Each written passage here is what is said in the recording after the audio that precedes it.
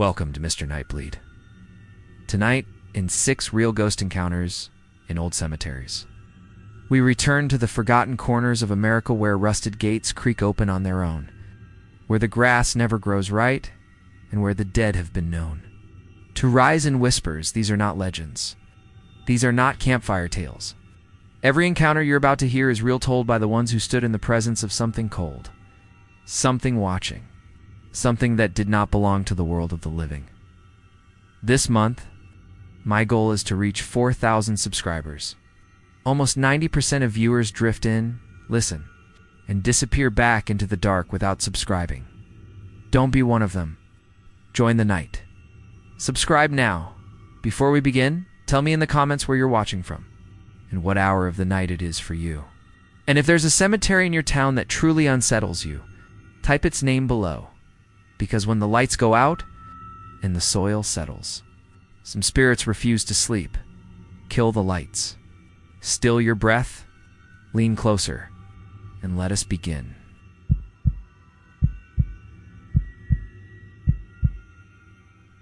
My name is Ryan, and I'm from Millvale, Pennsylvania.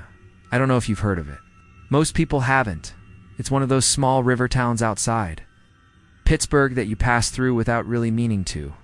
We've got a couple of churches, a pizza place that changes owners every few years, and a funeral home that's been there longer than anyone can remember.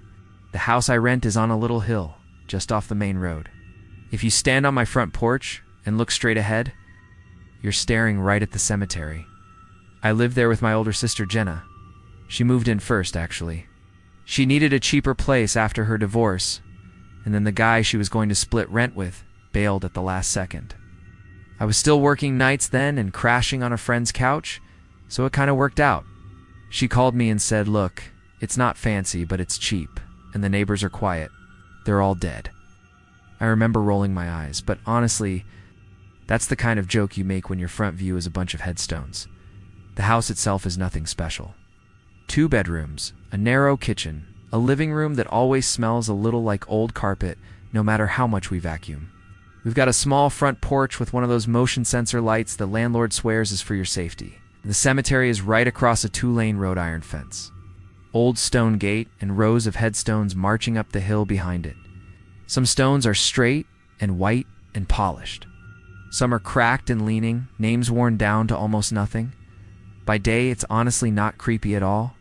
Kids cut through it to get to school. Old guys walk their dogs along the fence line. Sometimes you'll see flowers propped against a newer headstone or a little plastic windmill stuck in the ground. From our porch, it just looks like part of the town, like anything else. A little overgrown in places, sure, but peaceful. I got used to drinking my coffee in the morning and just kind of staring at it, watching the light move over the stones. I work at a small hardware store a few blocks down, nothing special. Mostly paint, screws, lawn tools, that kind of thing. I usually open up at 8 and I'm back home by late afternoon. Jenna works at a dentist's office across town, 9 to 5, very standard. Our evenings are pretty tame. We make dinner, we watch whatever show we're half interested in, we argue about dishes, we go to bed. The cemetery is just there, like a neighbor who never talks. The town itself is quiet. You hear trucks on the highway sometimes, and when the river's high, you can hear it if the wind's right. The streets get empty early. By 10 at night, you can stand in front of our place and maybe see 1 car go by every 15 minutes. You hear dogs barking somewhere far off, sometimes a train if the air is still. The cemetery blends into that dark shapes, little flashes of white from the stones when a car headlight passes. It's not dramatic. It's just background. For the first few months, I barely thought about it. If you live next to something long enough, no matter what it is, it becomes part of the wallpaper. Things didn't start feeling strange right away. It happened in little, chopped up moments that didn't seem related at first. The first thing I really remember is the gate. There's a big old iron gate at the front of the cemetery, with a latch that squeaks when you open it. In the daytime, it's always open. At night, it's supposed to be closed. There's a small faded sign that says grounds closed after dusk. Nothing official looking, but people mostly respect it. One night, I was out on the porch around 11, just scrolling on my phone. It was one of those cool early fall nights where you can see your breath if you stand still long enough. The bugs were still out, but quieter. I remember that. It was really still. I heard the gate squeak. I looked up, expecting to see someone cutting through. Maybe a teenager or someone walking their dog late. The motion light on the porch had clicked on when I stepped out, so it threw this weak yellowish glow across the road. I could see the gate clearly. Nobody was there. The gate, though, was slowly swinging inward, like someone had just pushed it. It wasn't fast or dramatic, just this slow, steady movement. I watched it all the way until it stopped, hanging slightly open. The wind picked up a little a second later, but not enough to move it again. I told myself it was the wind, obviously. Iron gates don't close perfectly. They get shifted out of alignment. Maybe it had been almost open already. I went back inside, told Jenna about it, and she just smirked. "Cool," she said. "We've got free entertainment. Ghost Gate." A couple nights later, I noticed the flowers. There's a row of older graves along the front fence, right where our porch light hits. The names are half gone on most of them. One in particular just has a first name you can barely read and nothing else. No dates, no last name. The stone is low and chipped, kind of sunk into the ground. When I first started living there, it was just bare grass in front of it. Nothing special. Then one morning when I was leaving for work, I saw fresh flowers there. White ones. Not from a storm, more like someone picked them from a yard. They were stuck right into the dirt in a little bunch. No ribbon, nothing. I didn't think much of it. Somebody in town remembering an ancestor? Whatever. But the next week, they changed. Different flowers. And the week after that, again. Jenna noticed them too. "Who visits that one?" she asked one morning, squinting across the road while sipping her coffee. "You can't even read the name." "That's kind of sweet, actually," I agreed. It was sweet. Just odd. Because I never saw anyone bring them. I'd see people in the cemetery during the day sometimes, but never at that particular grave. And I was on that porch a lot before work, after work, late at night when I couldn't sleep. Still, it wasn't the sort of thing you get worried about. It just slid into that mental category of small town stuff I don't totally understand. The sound came later. The first night I really heard it, I was up later than usual. Jenna had gone to bed already. I had the TV on low, and the porch door cracked open to let in some cool air. It was past midnight, I think. The kind of hour where the whole town feels like it's holding its breath. There was a soft gust of wind. It's just enough to rattle a branch somewhere. Then I heard what I thought was someone talking. It wasn't clear words, more like a murmur. Like when someone is on the phone in another room and you only catch the tones, not the actual conversation. It rose and fell, then faded. I muted the TV and listened. Nothing. I remember standing up, walking to the open door and sticking my head out. The motion light blinked on, humming quietly. The street was empty. The cemetery was just this big dark shape across the road. I waited another minute, then heard a dog bark far away.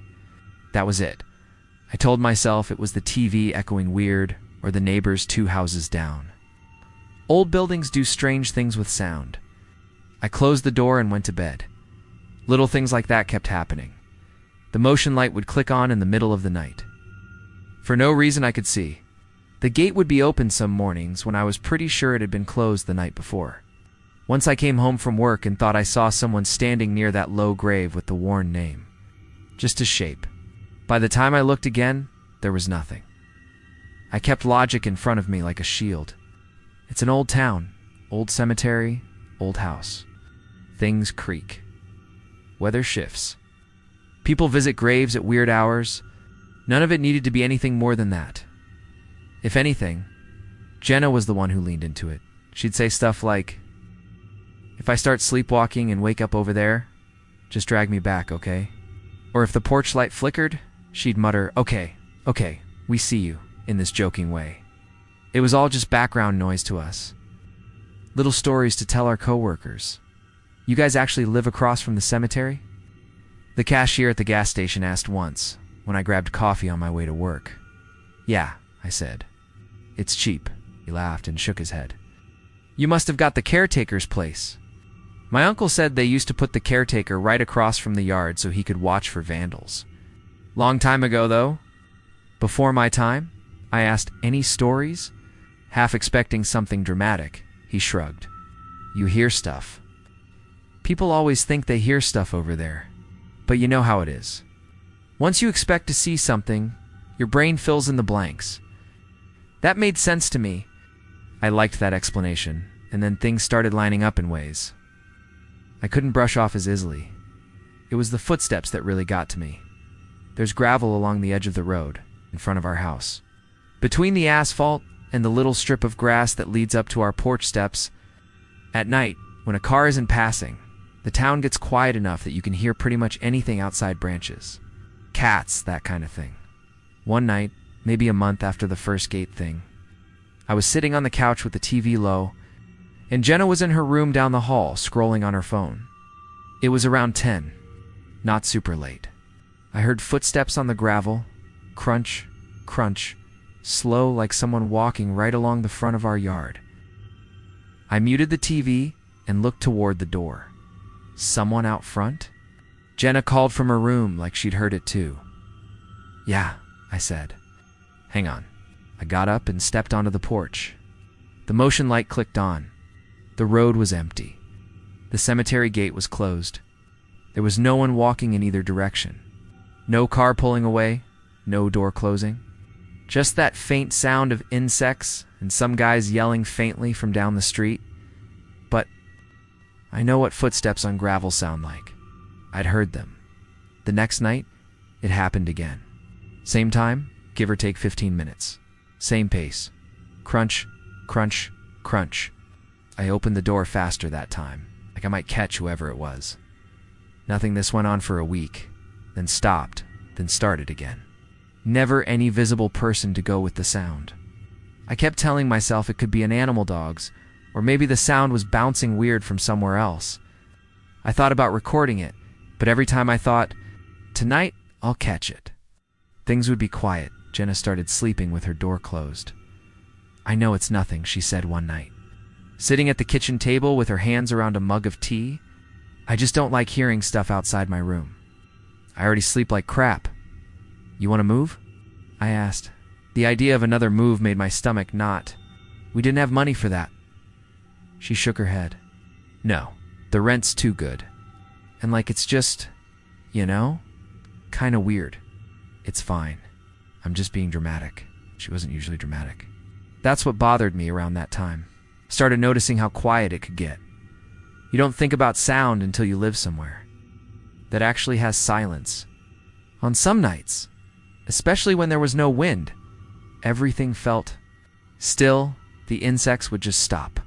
No cars, no dogs, no TV sounds leaking from other houses. It was like the town was holding its breath again in those moments. I sometimes thought I heard something from across the road. Not words exactly, more like the shape of words. A rustling that didn't match the trees, or a breath that didn't feel like wind. I would stand on the porch and stare at the dark rows of stones. And it was like waiting for a person you knew was standing in a dark room with you but couldn't see. I always went back inside. I always locked the door, even though that didn't make logical sense if it was just the cemetery. Things inside the house started to shift after that. One morning, I came into the living room and found dirt on the floor just inside the front door. Not a lot, just a few smudges. Like someone had stepped in with muddy shoes and half-wiped them. I looked at the bottoms of my shoes, then Jenna's. Both were pretty clean. You tracking dirt? I asked her when she came out of her room tying up her hair. She frowned. No, I came in the back last night. I was on the phone with Mom. You can check the back mat, it's a mess. The back door mat was more obviously dirty from both of us. The front one, though, had that one faint mark. A single line toward the living room and then nothing. We cleaned it up and didn't talk much about it. Then my keys started moving. Keep my keys on a hook by the front door.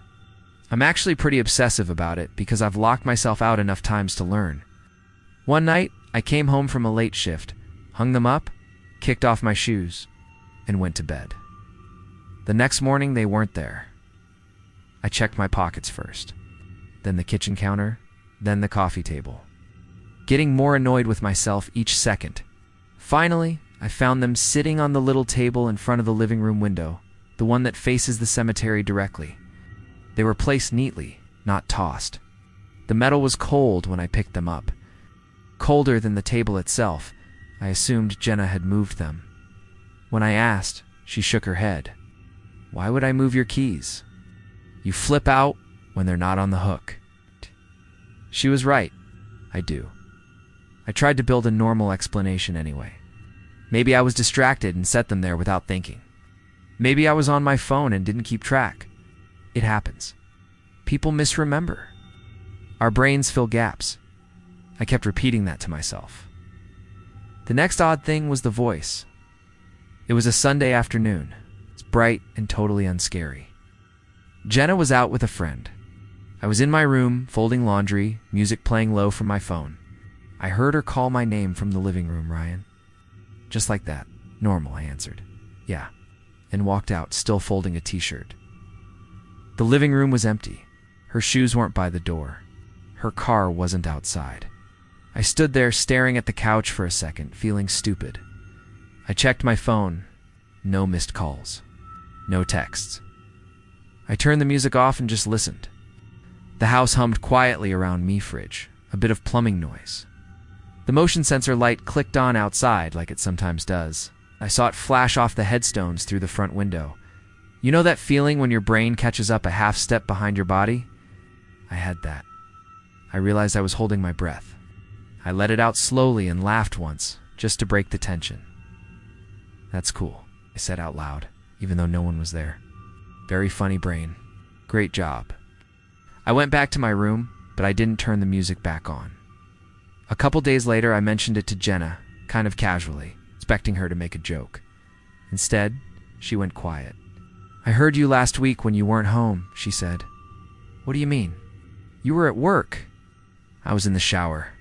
I heard you say, "Hey, Jen," from the hallway. I yelled, "Yeah," and opened the door and there was nobody there. I checked the driveway and your car wasn't back yet. Why didn't you tell me? I asked. She shrugged and looked down at her mug. I didn't want to start something. If we start talking about it, it gets real, you know? We didn't say much for a minute. That cemetery used to be smaller, she added finally, almost as an afterthought. One of my patients told me that. They expanded it across the road at some point. But I couldn't really follow what she was saying, old lady. Kinda scattered. Things didn't feel real, but they also didn't feel fake. That's the only way I can describe it. I was caught in this middle place where everything could still be explained if you tried hard enough. But it was starting to take effort. I went to the town clerk's office a week after that. I didn't go there because of ghosts or anything. That's what I told myself anyway. I went because I was curious about the caretaker story the gas station guy mentioned. It felt like a normal thing to look into. Property history. Boring adult stuff. The clerk was a thin woman with gray hair pulled back tight. She had that look like she'd been doing the same job for 30 years, and nothing surprised her anymore. What's the address? She asked when I told her I wanted to see property records. I gave it to her, and she shuffled through a drawer behind her. She pulled out an old file, flipped it open, then frowned a little. Huh, she said. What? Nothing. Just... This lot has been split a few times. Lines shifted. Not unusual. She turned a few pages, then closed it. You're on the old caretaker plot, looks like. House has been rebuilt once, though. Fire in the 70s. What about the cemetery? I asked, did it used to be smaller? She glanced at me, then at the window behind me, where you could maybe see the tops of a few headstones if you leaned. Why are you asking? She said. I laughed. Morbid curiosity, I guess. She hesitated for a second, then said, they moved some stones, but they didn't move everyone. Cheaper that way. Back then, nobody was checking. That's how it was done. I waited for her to elaborate. So, people are buried where there aren't stones? I asked. She adjusted a pen on her desk, lining it up with a notepad. Records get messy, she said. Graves get lost. Those old plots aren't what people think they are. The way she said it stuck with me. Not dramatic, just tired.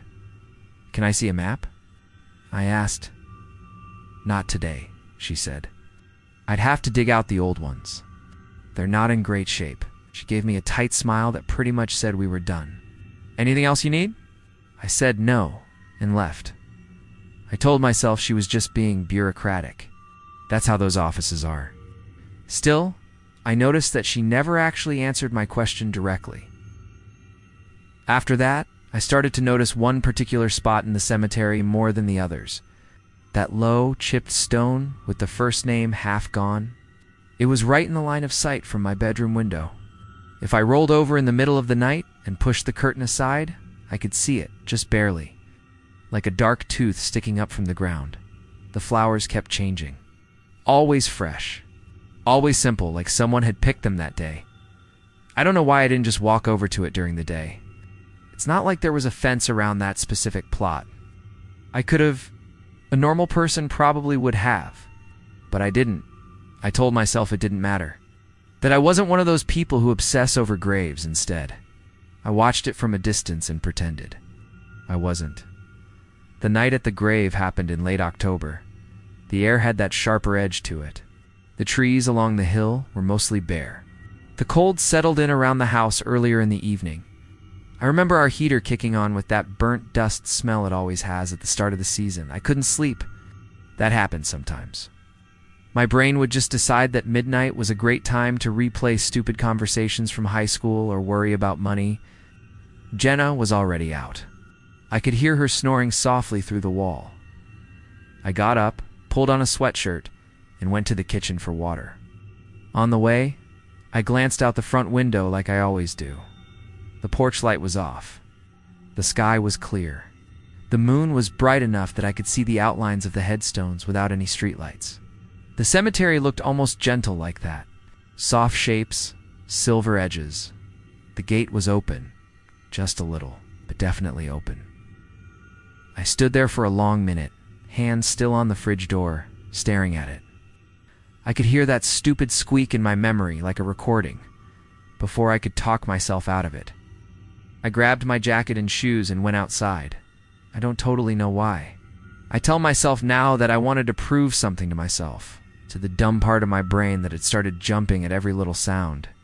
It felt like if I walked over there and saw nothing, just stones and grass and old flowers, then I could finally file all this under overactive imagination and move on. The air was colder than I expected. My breath came out in these small white clouds. The gravel crunched under my shoes as I crossed the road. It sounded exactly like the footsteps I'd heard so many nights. And that thought made the hair on my arms lift. The gate moved when I touched it. Not a big movement, just a little sway, like it recognized me. I pushed it open wider and stepped through. Inside, it was quieter. That sounds weird, but it was. The road noise, faint as it usually is, dropped away. The only sound was the wind moving through a few remaining leaves and the faint tick of something metal cooling. Maybe the fence. My eyes adjusted to the dark. The headstones rose around me in rows. Some had little American flags stuck beside them. Some had flowers, real or plastic. Some were bare. I walked toward the front row, to the low stone with the worn first name. It looked smaller up close. The letters were more eroded than I realized. I could just make out the curve of the first letter. Could have been an E, could have been an R, could have been nothing. The rest was just scratches and faint grooves the moss had half covered. There were no flowers this time. Just a dark patch of ground where they usually were. I stood there, hands in my jacket pockets, feeling stupid and stubborn and cold. I remember thinking, this is it.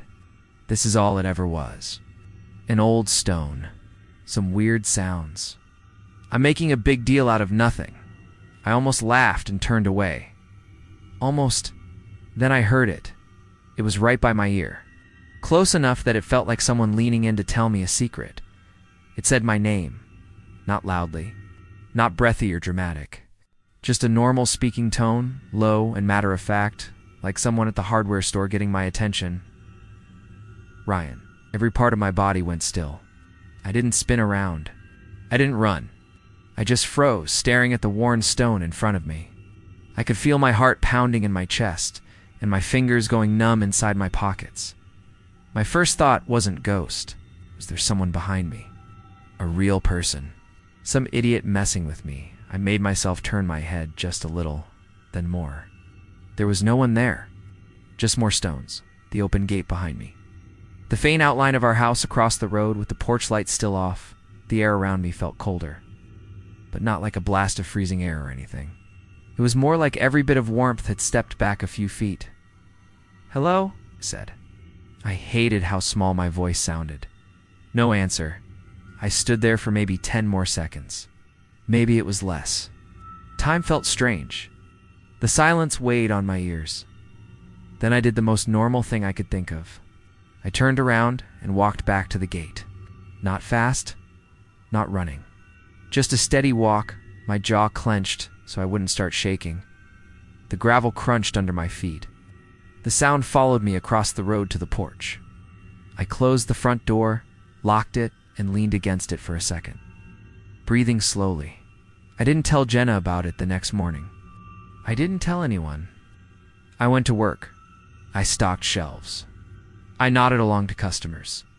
I avoided looking at the front of the store where we kept the gardening tools because the bags of soil stacked in rows reminded me too much of something else. That night, I went back to the town clerk's office. "I thought you said those maps were hard to find," I told her. She gave me a long look. I did. "I'll help you look," I said. I want to know how the plots line up." Across from my house, she sighed, got up, and disappeared into a back room. I heard boxes scraping and paper rustling. After a while, she came out with a rolled-up yellowed map. She spread it out on the counter between us. Old ink lines showed the cemetery, the road, our side.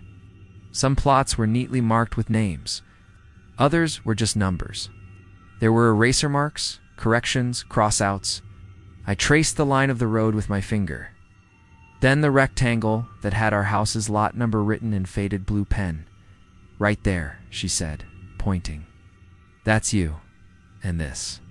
I pointed to a small square directly opposite, inside the cemetery line. "Old family plot," she said. "Names worn off on the stone. We only have a partial in the records." She squinted, then frowned. "Huh? What?" "Looks like there was another Ryan listed here once," she said. "First name, at least. Hard to read. Could be something else." These were copied from older records. Lots of errors. I stared at where her finger rested. There was a smudge of ink that might have been letters, might have been nothing. "It's a common name," I said, my voice sounding too loud in my own ears. "Sure," she said. She rolled the map back up. "These old graves aren't what you think they are anyway." Same tired tone, same phrase, and then she gave me that closed-off smile again. "We done?" "Yeah," I said. I walked back home slower than usual. The cemetery sat there, across from the house like it always did, quiet and ordinary in the daylight. A kid on a bike cut through the path along the fence, earbuds in. A dog barked somewhere down the hill. It was all so normal that I started to feel stupid again. When I got inside, Jenna was sitting on the couch, flipping through channels. "You look weird," she said. "You okay?" "Yeah," I said. "Did you sleep all right?" She hesitated. "I kept hearing you walking around," she said. "You were up late, huh?" I stared at her. "I wasn't," I said. "I went to bed right after you." She shrugged, eyes still on the TV. "Must have been the house settling or whatever," she said. "It sounded like you, though." I went to my room and closed the door. Sat on the edge of my bed and stared at the curtain. I knew that if I pulled it aside, I'd see that low, chipped stone in its usual place. The same patch of ground where the flowers always appeared. I didn't look. You can call all of this coincidence? I do, sometimes. You can say it's just a mix of bad sleep, a suggestible brain, and a house with crappy insulation. Names repeat. Records smudge. Sound travels strangely at night. The mind is good at building patterns where none exist. I haven't moved. The rent is still good. The town is still quiet. The cemetery is still there every morning when I drink my coffee, looking harmless and tired and ordinary. We got a new porch light a few weeks ago. The landlord put it in, said the old sensor was acting up. This one's brighter. It shines straight across the road, hitting the front row of headstones. At night, when everything goes still and the wind drops, I try not to listen too hard. I still keep the porch light on, facing the stones.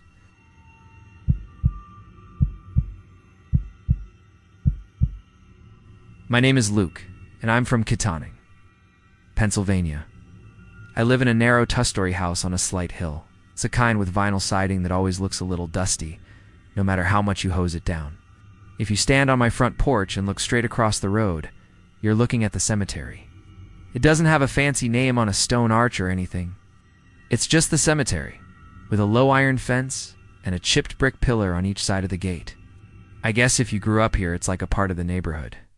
The same way as the Dollar General or the diner, I share the house with my sister, Megan. We're both in our 30s and still ended up living together again after college, which is kind of funny and a little depressing if I think about it too hard. She works nights as an RN at the hospital about 20 minutes away, and I work days at the hardware store down on Butler Road. So we're like roommates that pass each other in the hallway. Her coming in with coffee at 7 in the morning, me grabbing my keys and leaving. We text more than we actually talk, and half the time it's about bills or groceries. Our routine is pretty boring. I open the store at 8, make sure the registers work, talk to old guys about lawnmowers and siding, then drive home around 5:30. She's already gone by then most days. I heat something up, put something on TV, and that's pretty much it. If the weather's decent, I sit on the front steps with a beer and watch the sun go down over the cemetery. The stones catch the last light, and the trees behind them turn into dark shapes with a strip of orange sky above. It's actually kind of nice. Peaceful. The cemetery itself is small, maybe a couple hundred graves at most. Some of the stones lean a little, and the older ones are discolored and hard to read. There's a narrow gravel drive that loops in from the gate and back out again. When cars go in, you can hear the crunch from my porch. The fence is a little bent in places. There's some overgrown spots where the grass gets away from whoever's supposed to mow it. In the summer, dandelions and clover pop up between the stones. In the winter, it just looks like a white field with gray teeth sticking out. Kittanning isn't anything special either. If I'm being honest, it's an old river town. Some old brick buildings, a couple of bars that never seem to close, and then newer stuff like the strip mall. A lot of people my age moved away. The ones who stayed either work retail, healthcare, or commute to Pittsburgh. Nights are quiet. You hear a few trucks on Route 28, some dogs barking in the distance, sometimes a train. If you stand outside late enough, the whole town feels like it's holding its breath. That's probably just me being dramatic. But that's how it feels. At first, the cemetery was just part of the view. If I couldn't sleep, I'd look out the front bedroom window and see the faint outline of the stones and the darker shadows of the trees behind them.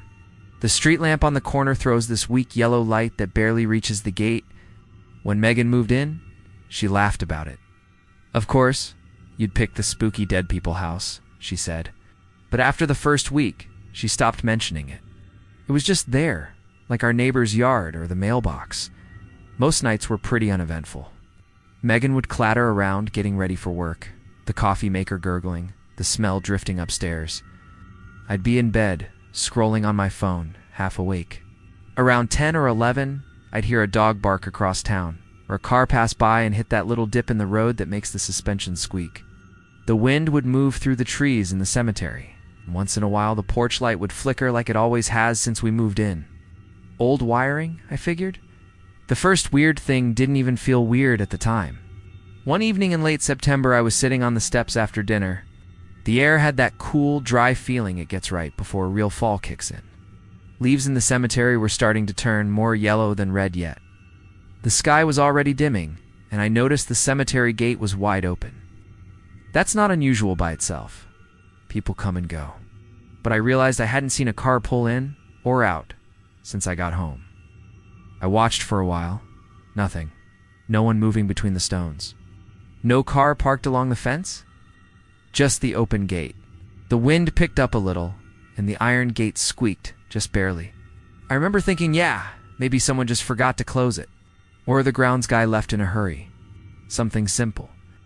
After a few minutes, I went back inside, put on a game, forgot about it. A few days later, I noticed fresh flowers on one of the old graves. They were bright, like grocery store flowers, still wrapped in that crinkly plastic. The grave they were on was one of the older ones, the kind where half the name is worn away. I'd walked past that stone plenty of times when I cut through the cemetery to take a shortcut to the gas station. Nobody ever visited it. Suddenly there were flowers, perfectly centered, no dust or fading yet. It was kind of sweet, I guess. People do that. But I didn't see any car, and I didn't see anyone placing them. Megan made the first joke about it. She was putting on her shoes by the door, looking out the window, and she said, "Your little grave friends are getting visitors now. You making friends over there?" I told her about the flowers in the gate, and she just shrugged. "You work too much," she said. "You're starting to notice the background. That's all." She grabbed her badge and left. The door shutting with that soft thump it always makes.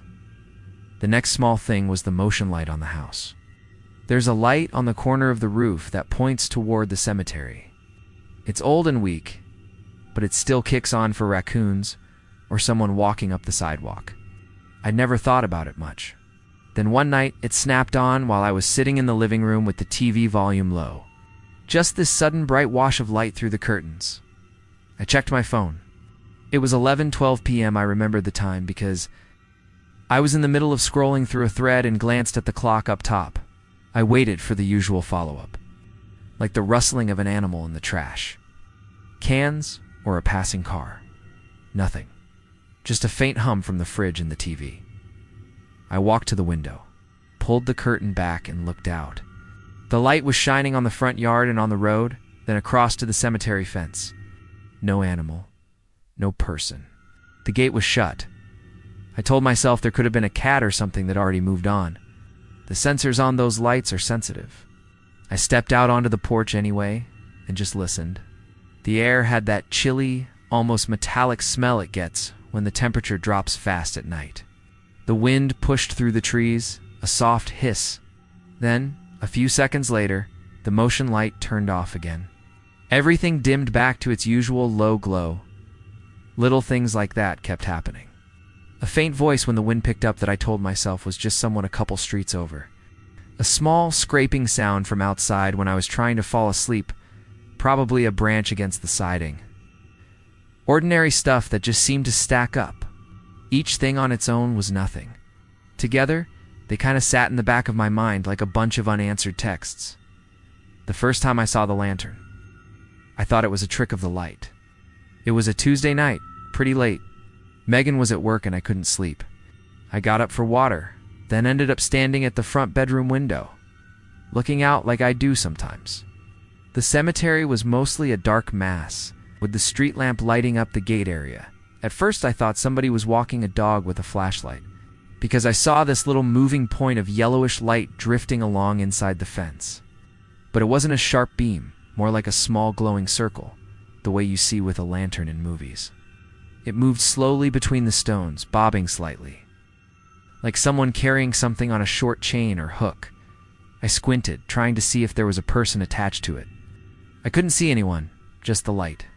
It stopped near the center of the cemetery, at a spot where the older graves are. It hung there, swaying a little. Not wildly. Just a slow, gentle swing. Like it was catching the wind in a way that didn't match the trees. I remember saying out loud, "Come on," to myself, like I was annoyed at my own brain. I rubbed my eyes, looked again, and the light was still there, still moving back and forth. Then, over maybe 30 seconds, it seemed to lift just a little. Higher than where a person's hand would be, then higher still, like it was being pulled up on an invisible rope. It rose above the height of the nearest stone, then higher than the next one. At some point, it just winked out. No fade, no dimming. Just gone. I stood there, waiting for something else to happen. For a car door to slam, or laughter, or a flashlight click, but there was nothing. The insects outside had gone quiet at some point, and I hadn't noticed when. It was one of those deep, flat silences that makes your ears ring a little. I realized I was holding my breath and let it out slowly. Then I told myself it was probably some weird reflection from a car or a phone across town. Glass does strange things at night. That sounded reasonable enough to climb back into bed the next morning. I almost didn't bring it up. At breakfast, Megan was half asleep at the table, stirring her coffee, scrolling through something on her phone. I mentioned seeing a light in the cemetery, trying to sound casual. Like a lantern, she said. I raised an eyebrow at her. Yeah, kinda, I guess. She smiled, but it didn't reach her eyes. They used to tell stories like that when we were kids, she said. Lantern man, lantern ghost, all that. It's just some idiot with a flashlight. Don't make it weird. I asked where she heard those stories, and she frowned like she was trying to remember. I don't know, she said. School? Church? My friend Jess, maybe? It's just one of those things you hear. She shook it off, grabbed her bag, and left for bed upstairs. I stood at the sink, rinsing out my mug, looking at the cemetery through the window over the sink. In the daylight, it just looked like it always did. No lanterns, no anything. After that, it wasn't every night, but it wasn't just once either. Some nights I'd wake up around 2 or 3 and feel this urge to look out the window. Half the time, there was nothing. The other half, I'd see that little yellowish light somewhere among the stones. Always moving, always slow. Sometimes, it would drift along the gravel drive, then stop near the middle. Sometimes it would be already there when I looked. Once, I saw it sway back and forth like someone pacing, then rise and disappear again. I tried to catch it from the porch once. I thought maybe if I changed my angle, I'd see the person holding it. I pulled on a hoodie, stepped outside, and walked down the front steps. The air was cold enough that my breath showed in little white puffs. I crossed to the edge of the road, looking hard at the spot where I'd seen the light from upstairs. From down there, all I saw was darkness and a faint shine on the tops of a few stones. No lantern, no movement. But when I went back up to the bedroom window, there it was again. Same spot. Same slow swing. The sound started around then too. A few nights I heard footsteps on gravel. It's not loud, just a steady crush, crush, crush, like someone walking along the driveway in the cemetery. When I opened the window to listen more closely, the sound would stop. I'd stand there, leaning on the sill, hearing nothing but the distant hum of the highway and maybe a dog bark. When I closed the window and stepped back, sometimes I'd hear that crunching again. It's faint but clear, and I wouldn't be able to tell if it was just in my head. I finally mentioned it to our neighbor, Mr. Hall.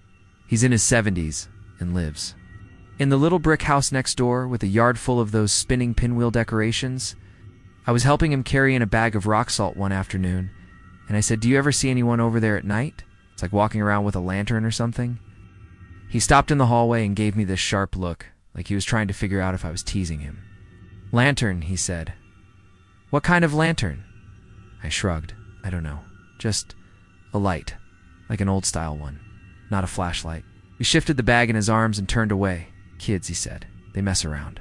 Use their phones, those camping things." "You don't worry about it," he said. I'd just been curious since I'd seen it more than once. He made this small noise, almost like a laugh, but not quite. "Some things just are," he said, and that was it. He didn't bring it up again. And when I tried to ask a follow-up, he changed the subject so fast it was almost clumsy. Talking about the football game that weekend, the cemetery has a tiny office, one-story brick building near the back with a little sign that just says grounds. It's not always open. One Saturday, I walked over during the day. The gravel crunched under my shoes, and I could hear some crows in the trees. I told myself I just wanted to ask about volunteering, or maybe who I could call if I saw kids sneaking in at night. I had a whole reasonable story planned. The door was unlocked, but when I went in, nobody was there. It smelled like dust and old coffee. There were shelves with thick binders labeled by year and a couple of cardboard boxes stacked in the corner. A small fan sat on the filing cabinet, turned off. I called out, "Hello?" No answer. I checked my watch. It was around noon. You'd think someone would be there, but the whole place felt like it had been empty for a long time. On the desk was an open binder and a clipboard. The binder had typed entries, names, plots, dates. The clipboard held a shorter list, handwritten, with a few names and lot numbers. I scanned it without really thinking about it. One name snagged my attention. L. Mercer. The last name stuck because it's ours. Luke and Megan Mercer. I don't know if that's what people mean when they say the bottom drops out of your stomach, but I felt this weird hollow feeling. I checked the date next to it. It was older. Decades, I told myself. Mercer isn't exactly rare. It's not Smith, but it's not like seeing your own social security number either. Still, I flipped through the binder pages trying to find the same name. I couldn't. The pages for that section jumped from one plot number to another, like something had been misplaced or maybe removed. It might have just been a filing mistake. I know that. But standing there in that quiet office, it felt wrong. I heard the door behind me creak and I jumped. It was just a woman in a navy jacket, early 50s maybe, holding a takeaway coffee. "Can I help you?" she asked. Her tone was polite but distant. I said I was just wondering who to call if I saw kids messing around in the cemetery at night. She stared at me for a second, then smiled without showing teeth. "We close at dusk," she said. "Nobody's allowed in after that." I almost mentioned the lantern, but something about the way she was watching me made me step back. "Right," I said. "Sure. I just thought maybe she cut me off," still smiling. "If you see anything after dark," she said, "you should probably just stay inside." She took a sip of her coffee and glanced at the binder on the desk. "We don't really encourage folks to look at the records," she added. "They're not always up to date. Things get moved around. Paperwork gets lost. You know how it goes." I nodded, apologized, and left. As I walked back across the gravel, I could feel her eyes on my back. When I reached the road and turned around, she was in the doorway but already turning off the lights inside. After that, I tried not to look out the window at night. That lasted maybe 3 days. The fourth night, the motion light came on again at 11:09, almost the exact time as before. The porch light flickered twice like it was trying to choose a brightness and giving up.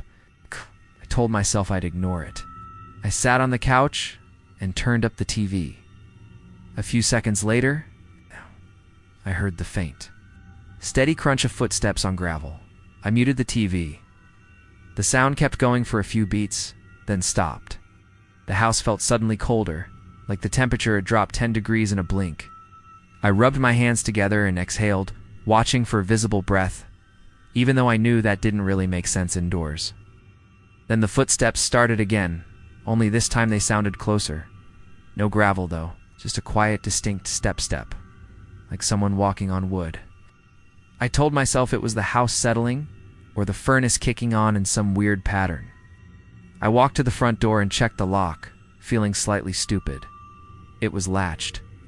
The deadbolt was turned. Everything felt solid. When I turned around to go back to the living room, I noticed something on the floor, just inside the entryway. There were small, dark smears on the hardwood, leading from the door toward the hallway. Not big prints, more like scuffed ovals, each about the size of the heel of a shoe. I bent down and touched one with my fingertip. It was damp and gritty. I brought it up to my nose without thinking and smelled dirt. Dirt. The kind that clumps under your boots after you've been walking in a muddy field. I looked at my own shoes by the mat. Dry. Megan's work clogs were there too, streaked with whatever they use at the hospital, but not mud. I wiped my finger on my jeans and followed the marks. They went a few feet down the hall and then just stopped. No smearing at the end, no fading. Just there, the knot. After a minute or two of standing in the hallway trying to come up with a really solid explanation, I grabbed some paper towels and wiped them up. I didn't tell Megan. It wasn't like I could say, "Hey, someone tracked cemetery dirt into our hallway last night, but don't worry about it." She did notice the cold, though. A few nights later, she was in the kitchen grabbing her thermos. When she said, "Did you mess with the thermostat?" I shook my head. "Feels like a fridge in here," she said, rubbing her arms. I tapped the thermostat with my knuckle. It read 69, same as always. "Maybe you're just tired," I said, "or getting sick." She glanced at the window over the sink. Ow. You could see the top row of headstones from there? lit a little by the street lamp. "It's colder by the front," she said, almost to herself. Then she picked up her bag and left. The voices were the last thing before I really started to feel like I was losing it.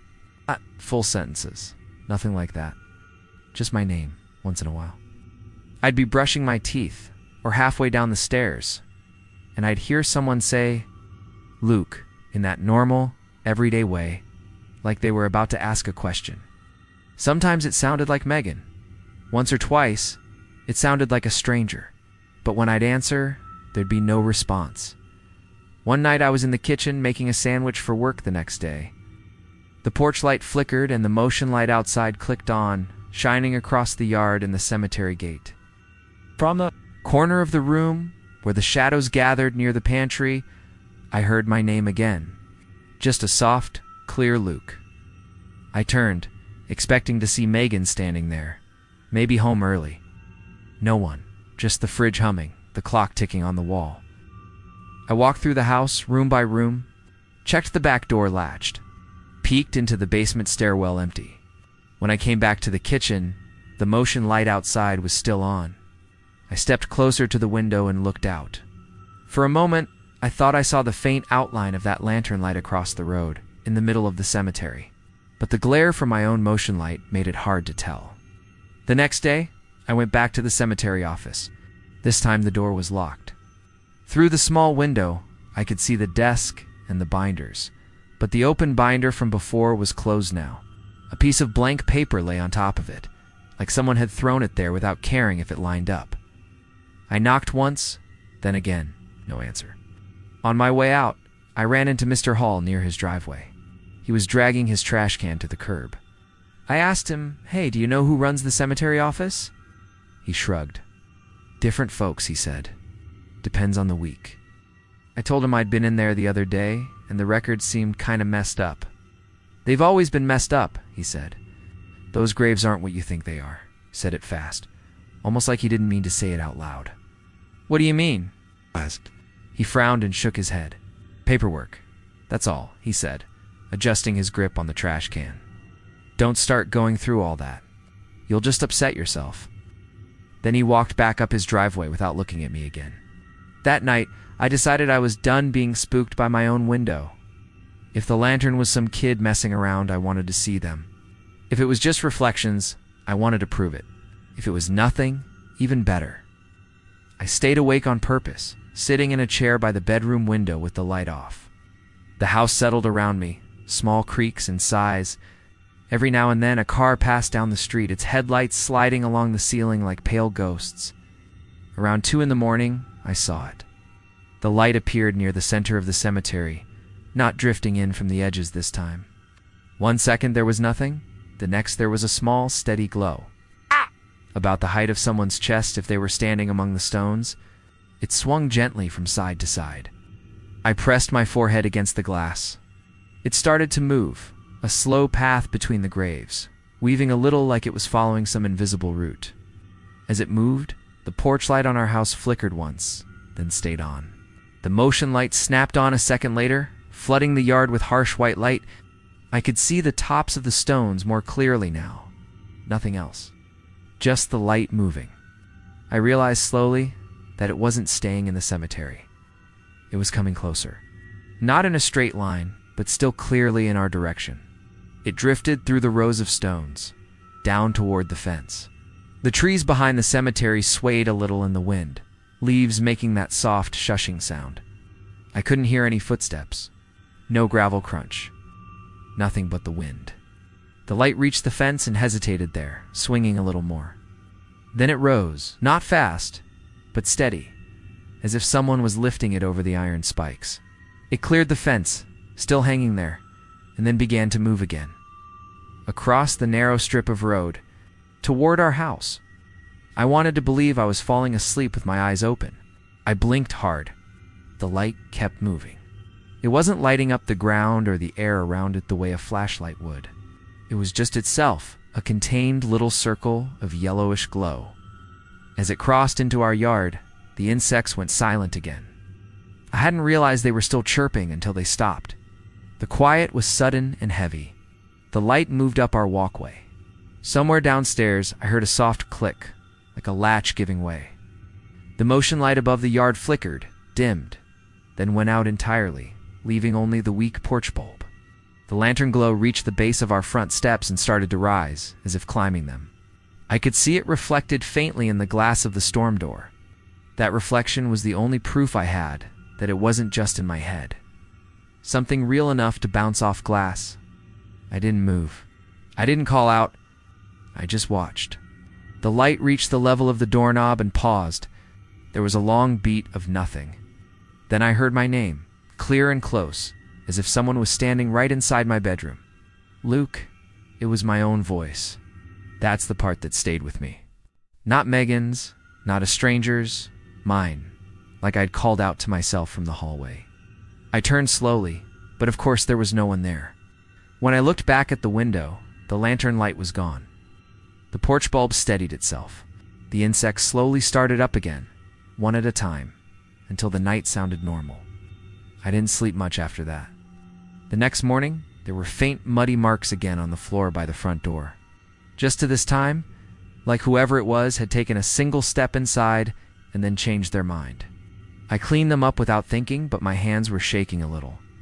I thought about going back to the office, demanding answers, asking about L. Mercer and moved graves and what exactly Mr. Hall meant.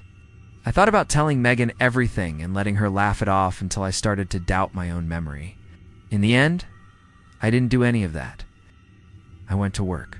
I rang up boxes of nails and paint rollers. I talked about the weather with customers. I came home. Ordinary stuff. I still see the lantern sometimes. Not as often as before, but often enough that I know it wasn't just a phase or a trick of the glass. Some nights it stays on the far side of the cemetery, drifting between the stones. Some nights it doesn't appear at all. I've stopped trying to track patterns. I've stopped asking questions around town. People here know how to avoid certain topics. I haven't looked up the name from the cemetery records again. I haven't tried to match it to any stone. Somehow I already know I'd find it, and I don't really want to know where. I'm not sure who exactly is supposed to be in which grave over there, or how many times the paperwork has been shuffled around. I'm not sure any of that matters. These days when Megan leaves for work, I lock the door behind her and check it twice. I walk through the house, pick up anything that's out of place, and then sit for a while in the dark, listening. The porch light still flickers now and then. The motion light still clicks on in the middle of the night for no clear reason. Every so often, I hear footsteps on wood where there shouldn't be any, or my name spoken softly from an empty room. I tell myself there's a logical explanation for all of it. Old wiring, loose floorboards, reflections, mud tracked in by us and forgotten. The cemetery is just a piece of land with stones and names, and I'm just tired. That's the story I stick to. It's easier that way. I don't stand at the bedroom window as much now. I try not to watch the lantern when it appears. I don't cross the road at night anymore. Even if I left something in the car, I lock the door and leave the lights low and pretend not to hear anything else. I still keep the porch light on though, and I still point it toward the cemetery.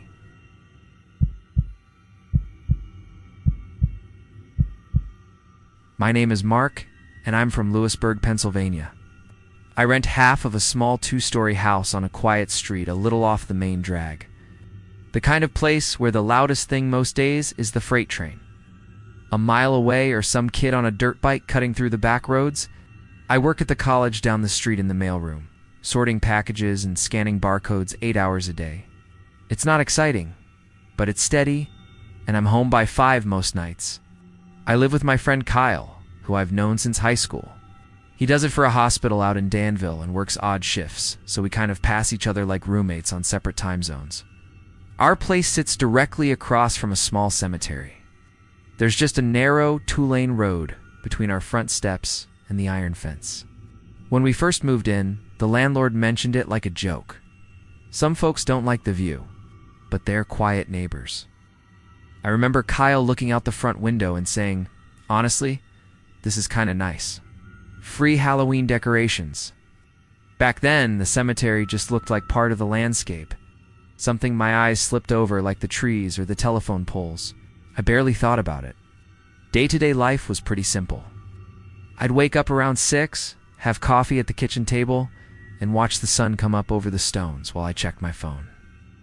Then I'd drive the 5 minutes to campus, spend the day in the back room dealing with stacks of Amazon boxes and textbooks, make small talk with the student workers. I usually got home around 5:30, cooked something basic, and either watched a game with Kyle or went for a jog if the weather was decent. On weekends, I'd mow the small patch of yard out back, do laundry, or walk downtown for a sandwich. I guess that's what I liked about it, no big surprises, just a rhythm. The cemetery itself is small and kind of charming in a rundown way. The stones are mostly alt-leaning, cracked, some sunk so deep into the grass you only see the top edge. There's a big maple near the middle that drops leaves everywhere in the fall, and a low stone wall along the far side where kids sometimes sit after school. The fence is black iron, chipped in places with a simple gate that squeaks when it swings. Most days you might see one older guy walking his dog along the path, or the groundskeeper pushing a mower in slow lines. In the evenings, it looks almost peaceful, like a park nobody really claims. Lewisburg itself is small and predictable. We've got the college, a couple of old churches, some brick storefronts, downtown coffee shop, pharmacy, hardware store, that kind of thing. The houses on our street are all a little worn but solid. Porches and small yards and plastic lawn chairs that stay out way past summer. People wave when you drive by. On clear nights, you can hear dogs barking somewhere across town and the occasional motorcycle echoing off the river. It's all very ordinary, which is probably why I never expected anything strange to happen here. The first odd thing was so small I didn't even mention it to Kyle. It was a Tuesday evening in late September. He was on a night shift, and I had just finished washing dishes. I stepped out on the front porch with my mug of tea, more out of habit than anything, and looked across at the cemetery. The gate, which the groundskeeper usually latched around 6, was standing wide open. It was breezy, and the branches were moving, but the gate wasn't swinging. It just hung there open, like someone had walked in and never bothered to close it. I stood there for a minute, listening. I could hear insects buzzing in the bushes and some far-off traffic on the highway. A dog barked once, and then stopped. Nothing moved inside the fence. Eventually, I put my mug down, crossed the road, and closed the gate myself, making sure to drop the latch into place. The metal was cold, colder than I expected for that time of evening. I told myself the groundskeeper had just forgotten and didn't think about it again. The next couple of weeks, small things like that kept happening. One morning, on my way to work, I noticed fresh flowers on a grave near the front, bright white lilies and some kind of small purple flowers in a glass jar. The stone was broken, the top half popped off and leaning, and I'd never seen anyone visit it. The dates on it were worn down, but you could tell they were old, early 1900s or something. It stuck out because everyone else's flowers, when they had them, were plastic and faded. These were new and smelled strong, even from the sidewalk. By the time I got home that evening, the flowers were gone. The jar was still there, tipped over, but the stems were just not there. I figured maybe a family member came back and took them, or the groundskeeper had moved them because of the broken stone. Logical stuff. Around that same time, our motion light started acting up. We'd installed it over the porch after a package went missing in the spring. It usually clicked on when a car passed or when one of us came up the steps, but now it would snap on in the middle of the night for no reason. I'd wake up at 2 or 3 in the morning, see the glow leaking around the edges of my blinds, and hear the faint hum of the bulb. When I'd look outside, the porch and the strip of road would be empty. The cemetery across the street would be this flat, gray shape, all the stones just darker patches in the dark. I blamed raccoons mostly. This is Pennsylvania. We've got raccoons, stray cats, all sorts of things running around at night. A couple times I opened the door quickly, hoping to catch whatever it was, but there was nothing on the steps. Just the wind moving the trees and the gravel on the shoulder of the road, the far-off sound of a truck gearing down on the highway. The light would blink back off after a minute, and the insects would start up again. Kyle actually liked the weirdness at first. One night, when he was home, the light flicked on while we were watching TV. He paused the game and grinned at me. "Our ghost is back," he said. "Maybe it's just checking the porch for packages." I rolled my eyes and told him it was probably a cat. When we looked outside together, there was nothing. He made a couple more jokes about it over the next few days, but you could tell he was watching the cemetery a little more often too. I jog in the evenings, usually the same loop down our street, around the block past the high school, and back along the road that runs behind the cemetery. It's only about 2.5 miles, but it's enough to clear my head after work. One night in early October, just as the leaves were really starting to turn, decided to cut the loop shorter and run past the front of the cemetery instead of behind it. The sun was going down, and the air had that damp, cold edge you get right before a real temperature drop. I remember the sound of the gravel under my shoes as I slowed to a walk near the gate, just catching my breath. The porch light on our house across the street wasn't on yet. The streetlights hadn't clicked on either, so it was that dim, in-between light where everything looks flat. I wiped sweat off my face and glanced through the bars of the fence. That's when I saw her. She was standing beside the broken tombstone near the front, the same one that had the fresh flowers that one morning. She was turned slightly away from me, facing deeper into the cemetery. She wore a long white dress knot, like a wedding dress. More like an old-fashioned nightgown or something you'd see in a period movie. Her hair was dark and pulled back, and from where I stood, I could see one bare foot on the grass. I remember thinking that was odd, because the ground looked cold and a little wet.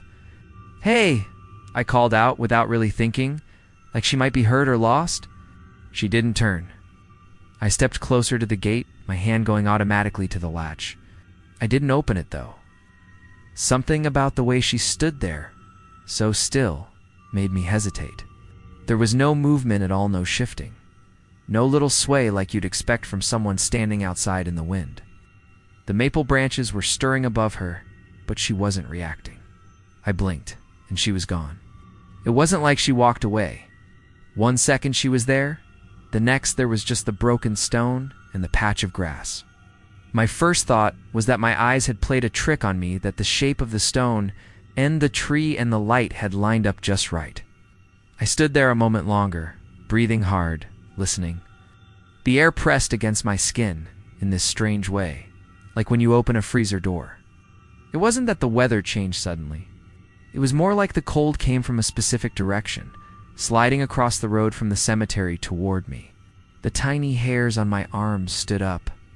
Then a car turned the corner behind me, its headlights washing over the fence and making me squint. When it passed, the darkness looked normal again. I laughed at myself quietly, shook out my arms, and started jogging home. By the time I reached our porch, I had figured out a list of reasons. Low blood sugar. Bad lighting, my brain turning a tree trunk into a person. You know how it is. When I told Kyle about it later, he looked way too interested. "Dude," he said, smiling. "You saw the woman in white.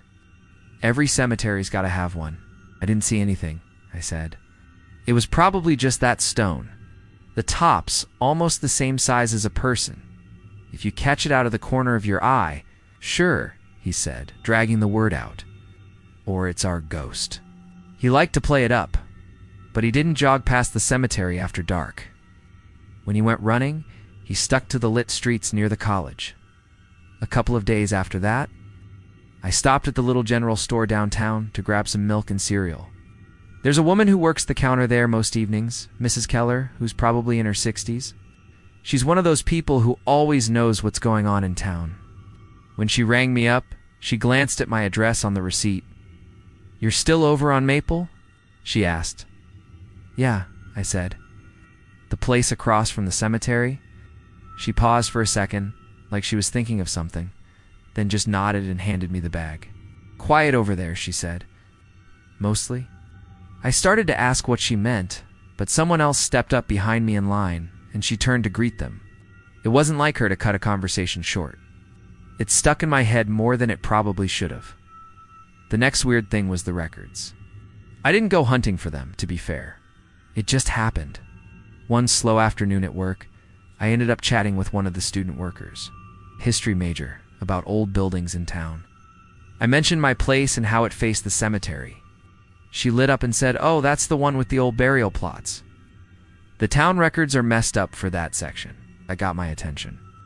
"Messed up how?" I asked. She shrugged. I don't remember exactly. Something in the archives about missing pages or an incomplete map. You could probably find it at the municipal building if you cared enough. She looked back down at her phone after that, so I let it go. But on my way home, instead of going straight back, I parked outside the municipal office. There's a clerk there who knows me by face, if not by name.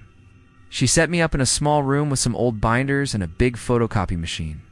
I told her I was curious about the cemetery across from my house and wanted to see if there was a map of the plots. She gave me this quick, unreadable look and said, "You won't find complete records for that section." She wasn't wrong. There were handwritten diagrams, lists of names and dates that started clear and then just stopped. For the older part nearest my house, the entries went up to a certain year and then jumped. Several pages were missing entirely, torn out clean. I found a small note scribbled in the margin of one page, plots 1 to 17, uncertain. Someone had circled it hard enough to indent the paper. Do you know why these are missing? I asked when I brought the binder back to the desk. She took it from me carefully and closed it before answering. There was a flood a long time ago, she said. Some things got damaged. Paperwork? I said, or the graves. She pressed her lips together like she was holding something back. Then she shook her head. Best not to worry about it, she said. You're just renting, right? Yeah, I said slowly. Then it's not your problem, she said, and turned to her computer, which was clearly the end of the conversation. After that, it got harder to explain things away. One rainy night in late October, I came home a little later than usual. The sky was low and gray, the kind of rain that's more like a mist that gets into everything. Kyle was at work. I unlocked the door, stepped into the hallway, and froze. There were muddy footprints on the floor. Starting just inside the front door and leading toward the living room, they weren't clear shoe prints exactly. More like the shape of a foot with the edges blurred, as if someone had walked in wearing thin socks that soaked up the mud. I checked my own shoes. They were wet, but I'd just come in and hadn't gone farther than the mat. The prints on the floor were dry around the edges. Older. Seriously, I called out, assuming Kyle had come home between shifts and tracked in half the yard. No answer. The house felt quiet. Not empty exactly, just very still. The refrigerator hummed in the kitchen, but nothing else made a sound. Even the rain hitting the windows seemed muffled. I followed the prints into the living room. They stopped in front of the window that faced the cemetery. There wasn't a smear or a turn. Nothing that showed the person walking away. It was like the last step was right there, facing the glass. I stood beside that final print and looked out. The cemetery was just a darker patch through the rain, dotted with stones. The gate was closed. I ended up cleaning the floor and telling myself Kyle must have wiped his feet badly, and the rest had faded. When he got home, I brought it up. He swore he hadn't been back since that morning. Why would I lie about mud? He said. You're the one who hates dirty floors. I watched his face while he said it. He looked honestly confused, not amused or sneaky. That bothered me more than the footprints did. There were other little things after that. I'd put my keys on the small hook by the door and find them later on the narrow table by the window, right next to the cheap lamp we kept there. I'd close the deadbolt at night, double-check it, and then find it unlatched when I got up for work. I started telling myself I was just distracted, that maybe I was more tired than I realized. The house itself started to feel colder in a way that didn't match the thermostat. We kept it at a steady 68 through the fall, but there were spots at the bottom of the stairs, in the hallway outside my bedroom, by the living room window where the air felt 5 or 10 degrees cooler. If I stood there too long, my fingers would go numb. Kyle noticed it too. One night, he walked through the hall in a t-shirt, stopped, hugged his arms to his chest, and said, "Why does it feel like a meat locker right here?" "Draft," I said automatically, even though there were no windows nearby. He rubbed his arms and nodded slowly. "Yeah, draft. Cool." Sometimes at night, when I was lying in bed, I'd hear my name. Not loud, not like a shout, just a soft, almost questioning mark. From somewhere down the hall. The first couple of times, I thought it was Kyle and answered, "Yeah." into the darkness. When he didn't respond, I'd get up and stick my head into the hallway. Nothing. Once I knocked on his door and pushed it open a crack, only to see the empty bed. His car wasn't in the driveway when I checked. He was on the night shift. The way the voice sounded bothered me. It wasn't quite like Kyle. It was close, familiar enough that my brain filed it under safe at first. But there was something off in the rhythm, the way the sound faded at the end of my name, too slow. I tried telling myself I was half asleep and mishearing the pipes or the fridge kicking on. That explanation worked fine during the day. At 2 a.m, staring at the dark ceiling, it felt thinner. A week or so before Halloween, I was sitting at the kitchen table sorting through a stack of old mail the landlord had left in a box for us. He said some of it might be tied to the property stuff from before he took over. Most of it was junk old utility bills, a flyer for a plumber that didn't exist anymore, a faded postcard. At the bottom of the stack was a manila envelope with a rubber band around it. Inside were photocopies of older documents, a partial deed, some kind of survey, and what looked like a handwritten note. The deed copy listed a previous owner from decades back, nothing special. The survey, though, caught my eye. It was a rough map of the block, drawn in neat lines with measurements along each edge. Our house was a rectangle shaded in lightly. Across the street, the cemetery was another block of lines, but the fence line didn't match where it is now. It was drawn closer to the middle of the cemetery, like the road, our front yard, and even the porch would have been inside the original boundary, just above the line that now marks our yard. Someone had written a name in small, tight letters, E. Warren, Plot 7. The name sent a little spike of recognition through me. I realized I'd seen it on the broken gravestone, the one by the front fence. The top half that leaned forward had the Warren part clear enough, with the first initial chipped, but still readable if you caught it in the right light. I felt that same strange cold from the hallway, creeping up around my arms and across the back of my neck. Even though I was in the kitchen, the overhead light flickered once, just a quick stutter, and steadied. I told myself it was the old wiring. I put the papers back in the envelope and slid it into the box.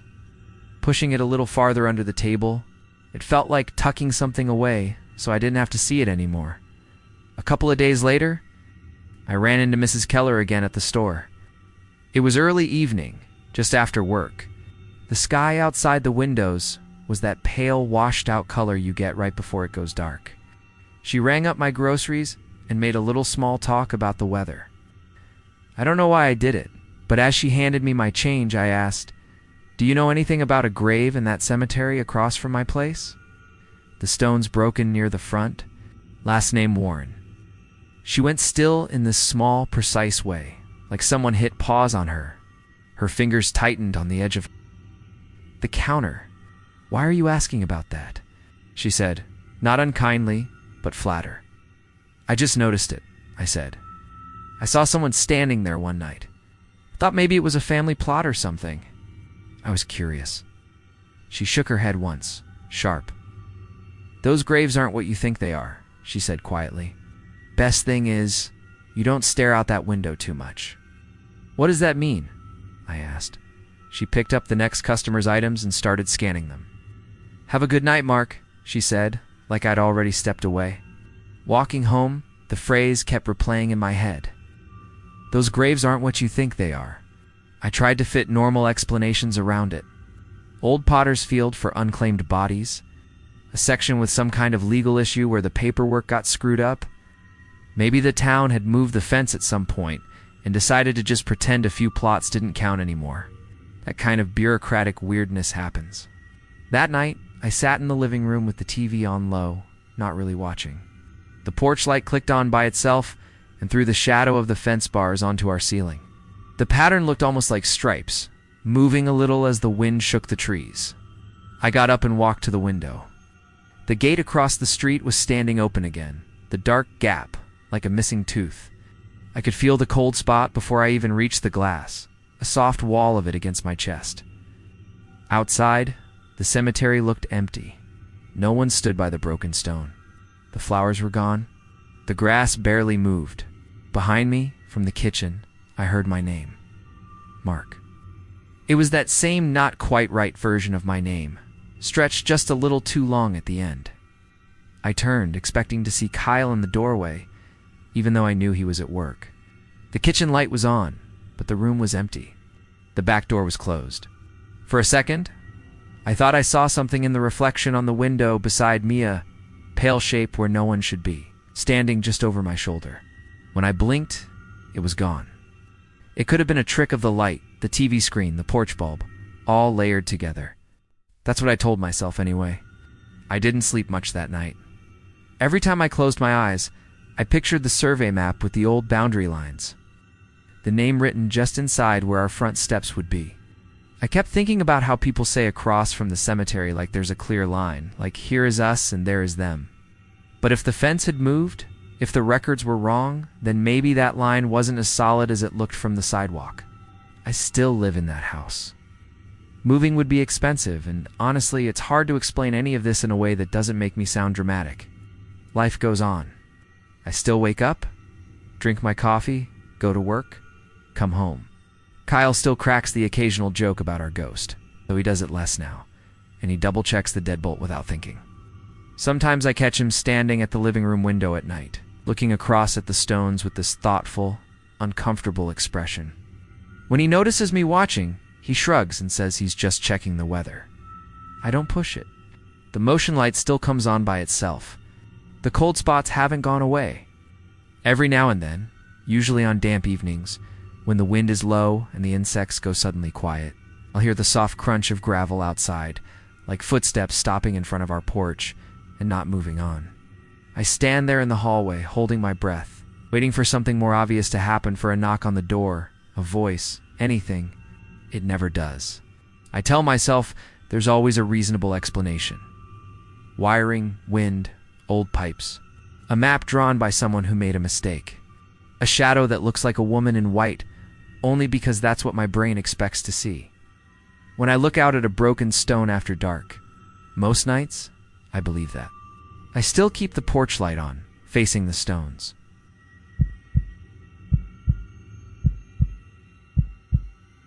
My name's Daniel, and I'm from Duncannon, Pennsylvania.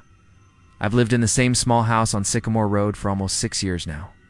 It's a one-story place. Old, but not in a charming way. It's just low and kind of square with aluminum siding that needs to be painted again. I split the mortgage with my older sister, Kelly. She moved in after her divorce, and we sort of fell into this quiet, shared routine without really planning it. We're not the kind of siblings who sit around talking about our feelings, but we get along. We share groceries, complain about the same neighbors, and text each other from different rooms. When we don't feel like yelling, directly across the street from our house is the cemetery. It's not huge or dramatic. No iron gates or statues or anything like that. Just a low stone wall, one gravel path that loops around, rows of tilted headstones that get a little more crowded and crooked toward the back. I think it's officially called Hillside Memorial, but everyone in town just says the Old Cemetery or the Hill. From our front porch, you can see almost the whole thing. The big maple tree near the center. The tiny brick maintenance shed, the older section where the stones are almost unreadable at first. It honestly just felt like a free view. No house across from us, no loud kids, no someone's truck parked in front of our driveway. Just open grass and trees. When we first moved in, people kept asking if it bothered us, and we'd laugh and say, the neighbors are quiet, like we were the first ones to make that joke. Sometimes in the mornings, I drink my coffee on the steps and watch the fog sit low over the graves. It's more peaceful than it sounds. The way the fog moves, it makes the headstones look shorter, like they're sinking. Duncannon itself is small, if you don't already know it. We've got a gas station, a diner, a couple of bars, a Dollar General, and not a whole lot else. Old houses, old sidewalks, those half-broken curbs where the weeds just do whatever they want. Main Street kind of curves around and then just stops. The highway takes most of the traffic before it ever really gets to town. If you live here, you either grew up here or you got stuck here. I guess I'm a little bit of both. I work at the hardware store off route, Levin. It's one of those places that's been there forever. Same squeaky front door, same coffee pot that always smells burned, no matter how fresh the coffee is. I open most mornings, get off around 4. Kelly works at the medical billing office in town, which sounds more important than it is, according to her. We pass each other in the driveway when she's heading out for her later shift, and I'm coming back. Nights, it's mostly me at home. I'll make something simple for dinner, leave her a plate in the fridge, and then sit on the couch, where if I turn my head just right, I can see the cemetery out the living room window. After a while, you stop noticing that you live across from a field of graves. It just becomes part of the background. We got used to people coming and going for funerals, the slow line of cars, the guy from the funeral home in his too big coat, the folding chairs set up under a tent when it rained. We got used to the groundskeeper driving his little tractor around, the sound of it puttering up and down the rows. One fall, Kelly and I even helped a couple of kids find a cool spooky stone for a school project. It all felt very normal. That's the part I always come back to when I think about everything that happened. It was normal for a long time. Most nights, I'd sit on the front steps after dinner. It became kind of a habit. I'd bring a beer or just stand there with my hands in my pockets and listen. You don't realize how loud the highway is until the wind shifts, and you suddenly can't hear it anymore. Then it's just dogs barking way off, the little clicking sound the insects make in the grass, and the rustle of leaves from the tree in the middle of the cemetery. Sometimes the porch light flickered, but it's old, and I kept meaning to change the fixture. The first weird thing, if you want to call it that, was the cemetery gate. It's a simple metal gate on a hinge, just wide enough for a maintenance truck to fit through. There's no lock, just a chain they loop over the post. I'd never paid much attention to it, but one week in late September, I started noticing it open in the mornings. Not wide, just swung enough that you could walk through. At first, I figured the groundskeeper forgot to close it, or maybe they'd left it open for a delivery or something. But I kept seeing it like that slightly open right around dawn when I'd come out with my coffee. By lunchtime, it would be closed again. It wasn't a big thing. Just one of those small details you start to notice once you've run out of other things to think about. One evening, when I came home from work, I saw something else. A bouquet of flowers on one of the older graves near the front. Pale yellow flowers, probably grocery store ones, sitting in a glass jar like a repurposed pasta sauce container. The stone itself was so faded, I couldn't read the name from across the street. I hadn't seen anyone over there that day. It's not like the place gets a ton of visitors. Somebody's feeling sentimental, I said when I walked in. Who? Kelly asked from the kitchen. Someone left flowers on one of the old stones. The ones in the front row. Looks like a kid's grave or something. She shrugged. Maybe somebody finally died in this town and you didn't hear about it. Funny, you didn't think much of it. People bring flowers to cemeteries. That's the point. But the next morning, the flowers looked different, like they'd been rearranged. The jar was tilted a bit toward the gravel path instead of toward the road. I told myself it was the wind, or maybe a raccoon, or just me misremembering the angle. It felt silly to stare at some stranger's flowers, so I stopped looking. A few nights after that, I was out on the porch later than usual. Kelly was at work, and it was one of those weirdly warm nights where the air doesn't move much. The porch light was doing its little flicker thing. Across the street, the cemetery was just dark shapes and that lighter patch of sky above the trees. I was about to go inside when I heard someone say my name. It wasn't loud or dramatic. It sounded like someone calling from down the street. That half-question way people say your name when they're not sure if it's you. Just, Dan? I turned, expecting to see one of the neighbors out with their dog, but the sidewalk was empty. There were lights on in a couple of houses, a TV flickering somewhere. Nothing unusual? Yeah, I said, because you feel stupid ignoring your own name. Nobody answered. The insects kept chirping.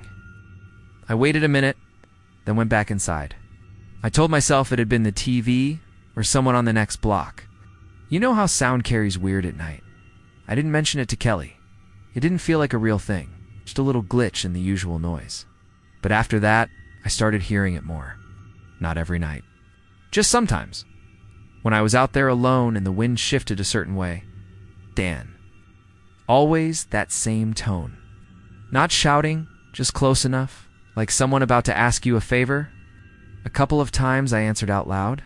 A couple of times I didn't. Either way, there was never a second call. The cemetery gate kept being open in the mornings. The flowers on that faded stone got replaced once, then twice. Different colors each time, always in that same jar. I never saw who did it. One Saturday, I went to the town office to get a copy of our property tax bill Kelly had lost. While I was there, I asked the clerk, this older guy named Ron, who'd been working there since forever, if there was any kind of map or record of the cemetery. It was just curiosity. Like, who's buried where? I asked. He paused with his hand on the printer tray and gave me this slow, sideways look. That old place? Yeah, hillside. Across from my house. Just wondered how far back it actually goes. Ron sighed, like I'd asked him to help me move a fridge. We've got some records, he said. They're not all in one piece. Some of the older ones got water damaged. We went into the back and came out with a worn binder and a slim cardboard box full of index cards. He set them on the counter between us and flipped through a few pages, without really letting me see. Looking for someone specific? He asked. Not really. There's this stone right in front, left of the gate. I can't read the name from my porch. Just curious who it is.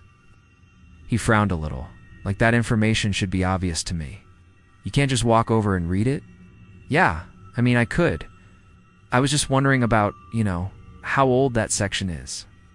He flipped a few more pages, then closed the binder instead of answering. Those records are incomplete, he said finally. Old mistakes. They didn't always log things the way they were supposed to. If you're not looking for a relative, I wouldn't worry about it. The way he said that made me want to ask more, but there was a line forming behind me, and I didn't feel like being the guy who turned the tax office into story hour. So I thanked him, took my copy, and left. That night, I told Kelly about it while she was leaning on the counter eating leftover pizza. So the town's hiding their big cemetery secret, she said with her mouth half full. Maybe they buried Jimmy Hoffa under your car. Yeah, thanks, I said. You're very helpful. She smirked. Hey, at least if it's haunted, they're polite about it. Nobody's banging on the windows. I didn't say anything about haunted. You didn't have to. You've been staring out that window like you're waiting for something. I just noticed stuff. That's all. Don't start hearing voices, she said. I can't afford the place by myself. I almost told her about hearing my name, but I stopped. It sounded dumb in my head, and I could already hear her joking about it. A couple of weeks later, my cousin Mark came to visit. We're close in age, but he lives out in Ohio, and I don't see him much. He'd taken a few days off work and decided to do a little road trip, which basically meant hanging out in my living room and making fun of our local pizza. On his second night there, he stood at the front window with a beer in his hand, looking out at the cemetery. Man, he said, you didn't tell me you live in a horror movie? It's not that dramatic, I said. It's just grass and stones. Sure, until something crawls out of it. He grinned. We should camp out there in the cemetery. Not in it, like right next to it. Backyard camping? I brought my tent, remember? We can set up by the fence line. You, me, and the dead. You're an idiot, I said, but it did sound kind of fun in a stupid way. I hadn't gone camping in years. When I mentioned it to Kelly, she just shook her head.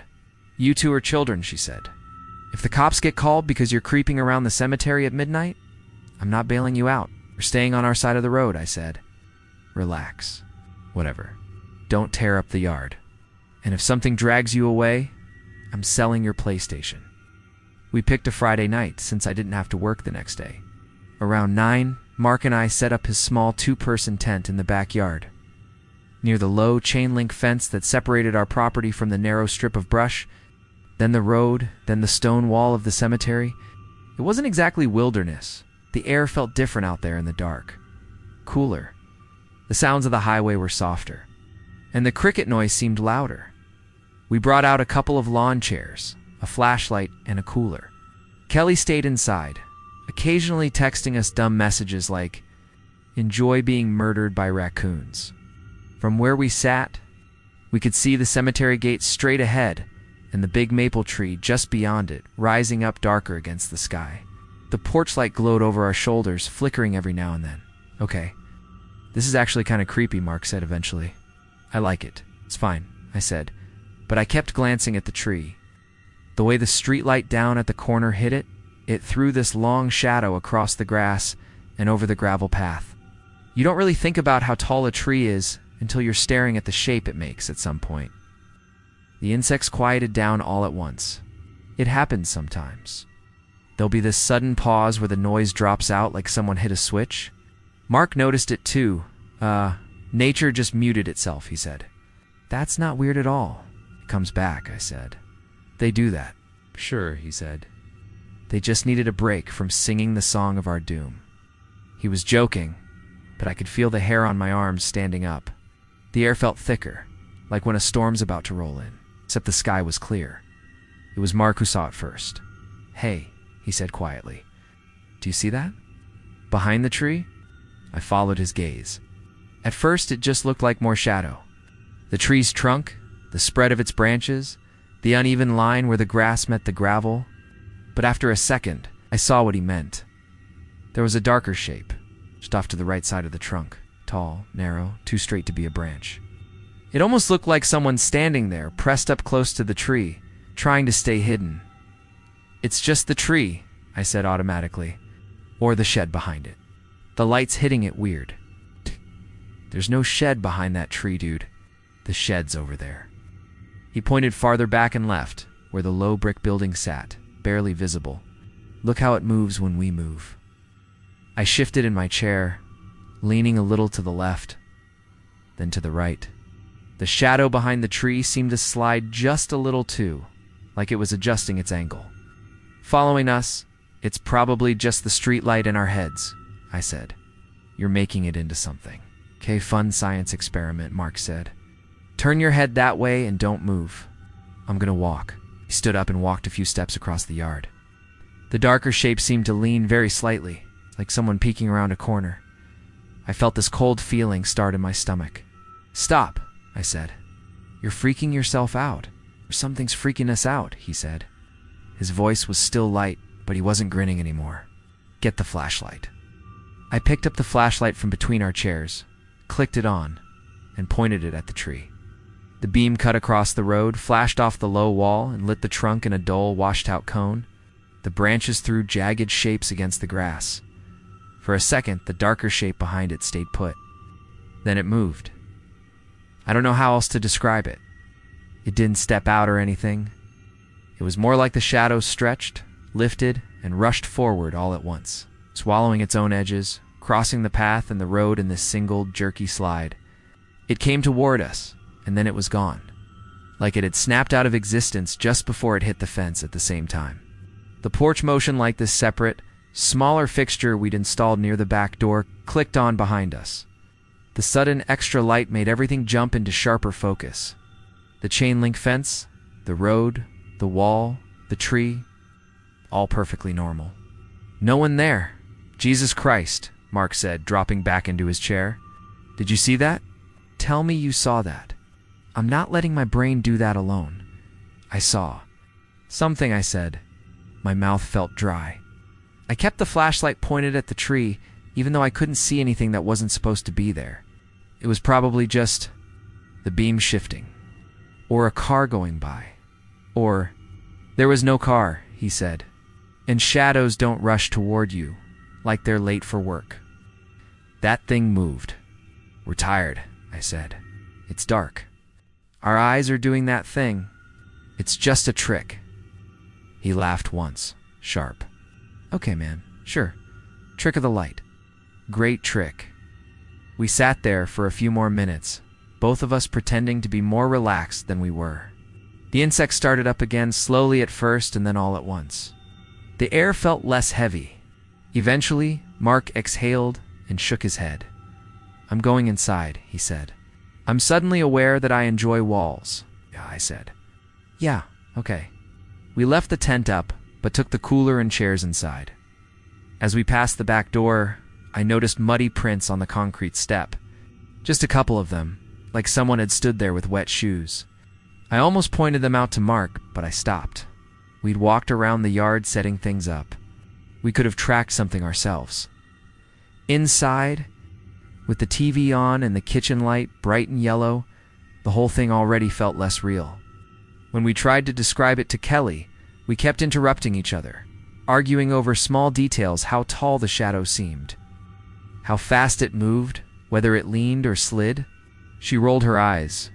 "You two are idiots," she said. "It was probably your own shadows. Or like a raccoon. Or your imagination's teaming up to kill me with boredom." "Raccoons don't make vertical shadows the height of the tree," Mark said. Maybe it was a very ambitious raccoon. We laughed, because that's what you do. But later, lying in bed, I kept replaying the moment when the thing rushed forward and disappeared. I tried to force it into some logical explanation, a trick of perspective. A car's headlights that I just hadn't noticed, but every version I came up with felt flimsy. The next morning, Mark and I went out to take down the tent. The grass was damp, and the sky had that flat, pale look it gets before the sun really decides what it's going to do. I noticed them right away. A line of muddy prints leading from the road, across the strip of brush, up to our fence. They weren't clear footprints. More like smudges where something damp had pressed into the grass and dirt, then onto the concrete near the gate in the fence. They stopped right at our side. Nothing inside the yard. Nothing on our patio. Just up to the line, and no farther. Mark crouched down and squinted at them. "You seeing this? Probably kids messing around," I said. "Shortcut from somewhere. Or a dog. Dogs don't wear shoes," he said. "And that's a shoe print, kinda." I didn't answer. I didn't want to stare too long at something I could still almost explain after he left that weekend. The house felt a little emptier. Kelly went back to her late shifts. I went back to opening the store. The days slid by, but the feeling didn't really go away. Every time I looked out the window at the tree, I remembered that sliding rush of shadow. Small things started happening around the house. The back door would be unlatched in the mornings. Not wide open or anything, just that little click undone, the door leaning softly against the frame instead of pulled tight. I blamed myself. Maybe I hadn't shut it all the way after taking out the trash. Maybe Kelly had gone out for a smoke and forgotten once. I came home and found my work keys sitting on the kitchen table instead of hanging on the hook by the door, where I always leave them. Kelly swore she hadn't touched them. "You probably just dropped them," she said. "You've been spacey lately," I said. "I guess." Sometimes, when I was in the shower, I'd hear the muffled sound of the front door opening. Not slamming, just that dull thump and squeak. I'd shut off the water and stand there listening, waiting for footsteps, for Kelly's voice. Kel. I'd call nothing when I stepped out and checked. The door would be closed, locked. Everything normal. I kept telling myself these were just quirks of an old house, drafts, loose latches. The usual, I used that word a lot in my head, usual. Like if I said it enough, the unusual things would shrink back into it. One night, I want 11, I was lying on the couch half asleep with the TV on low. Kelly was at work. I heard her voice from the hallway. "Dan."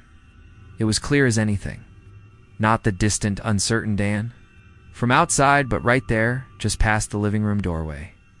She sounded a little out of breath, like she'd come in fast. "Yeah," I said, sitting up. "In here." No answer. I muted the TV. The house went very quiet.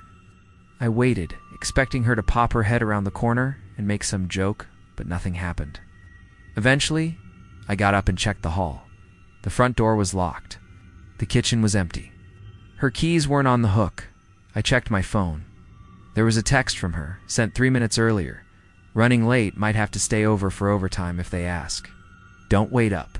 I stood there in the hallway with my phone in my hand, trying not to think too much. The sound had been so normal. Not spooky or echoing or anything, just my sister saying my name. For the first time, I didn't go out on the porch that night.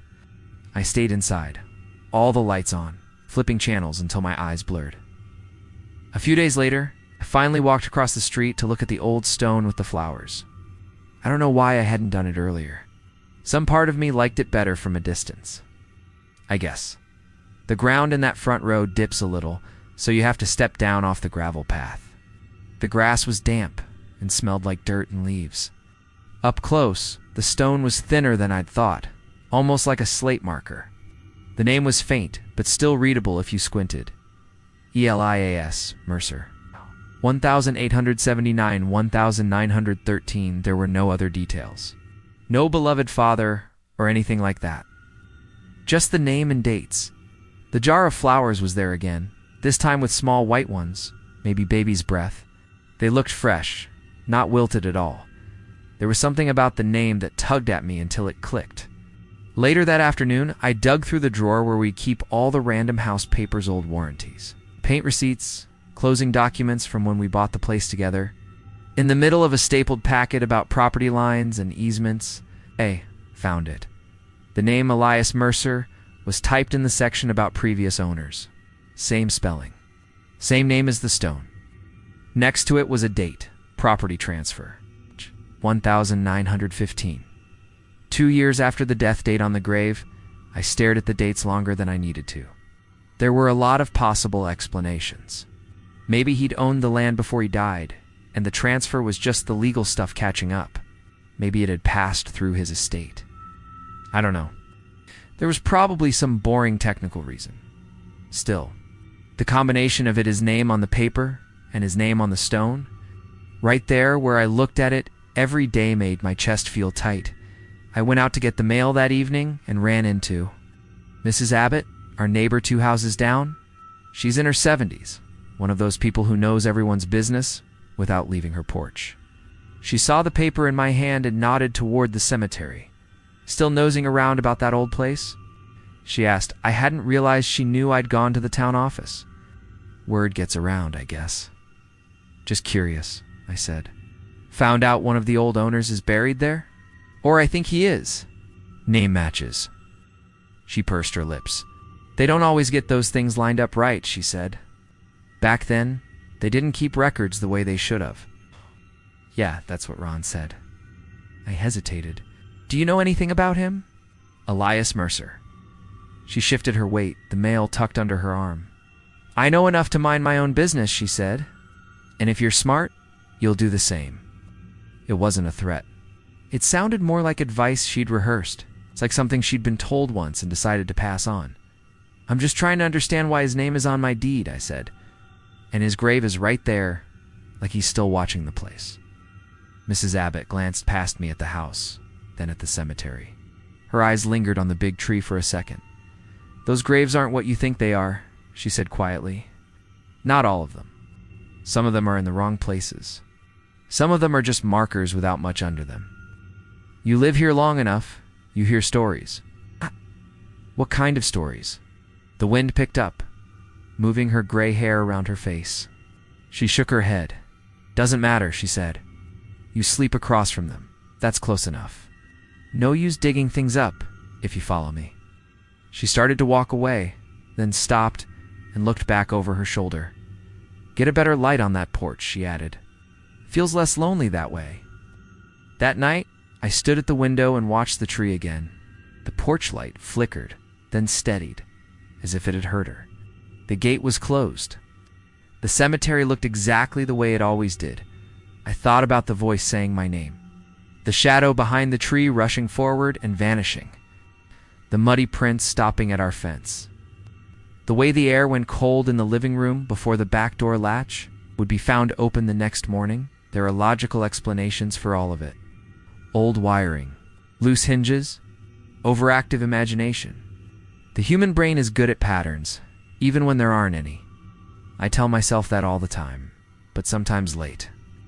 When the town gets that hollow quiet and the insects pause, I still hear my name called from somewhere between the tree and the front door.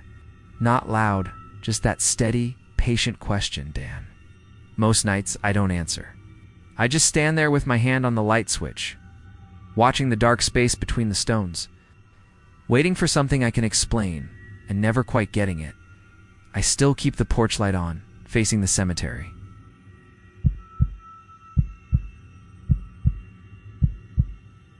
My name is Daniel, and I'm from Lewisburg.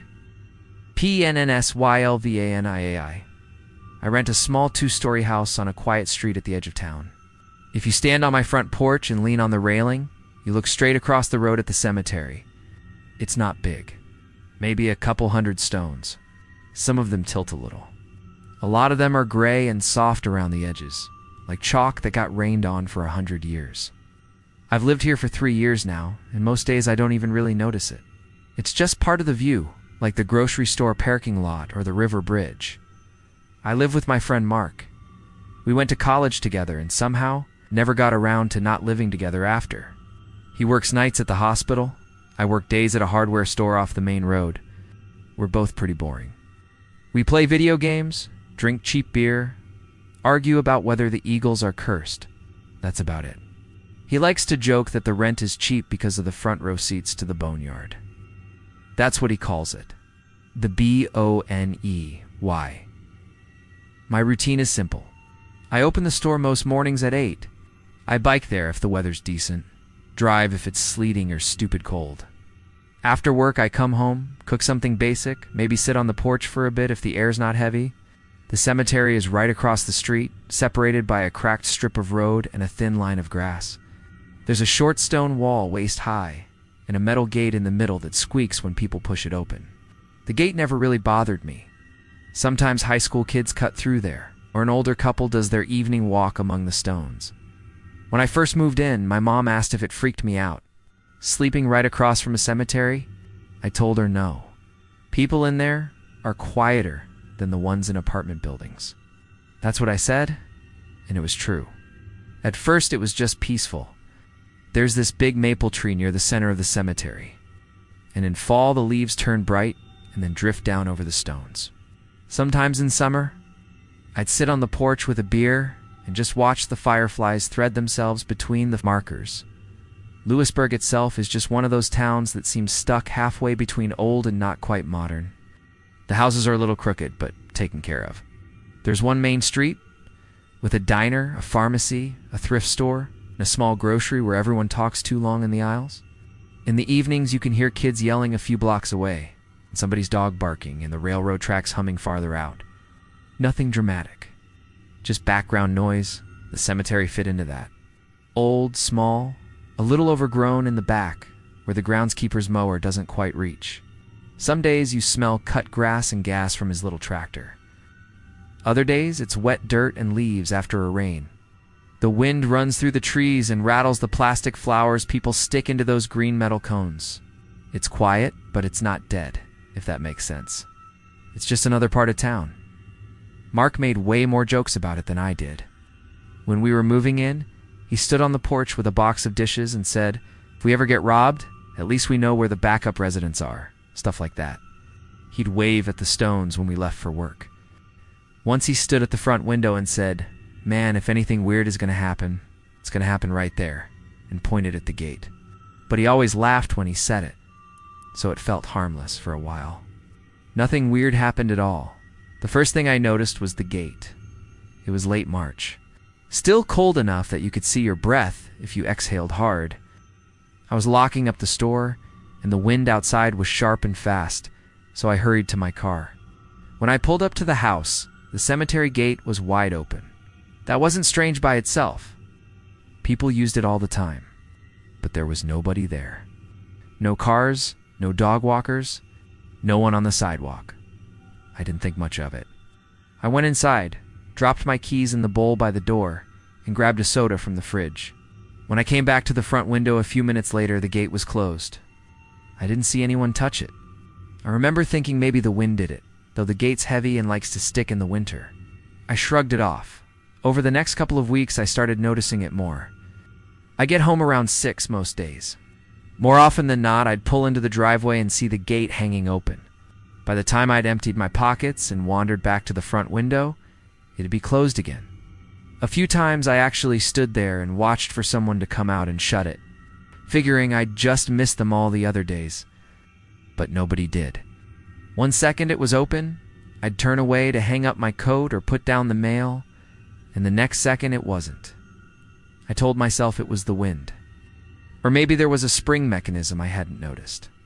When I walked over there one Sunday afternoon, though, I tried it. The gate squeaked when I pulled it open. It didn't swing freely. I let it go and waited. It just hung there, slightly open, like it didn't want to commit. I had to give it another push to close it again. That same week, Mark started commenting on the flowers. "People are really leaning into the whole eternal remembrance thing," said one night, standing at the kitchen sink. He could see part of the cemetery through the window over the sink. "I swear those graves in the back didn't have flowers yesterday." I came over and looked.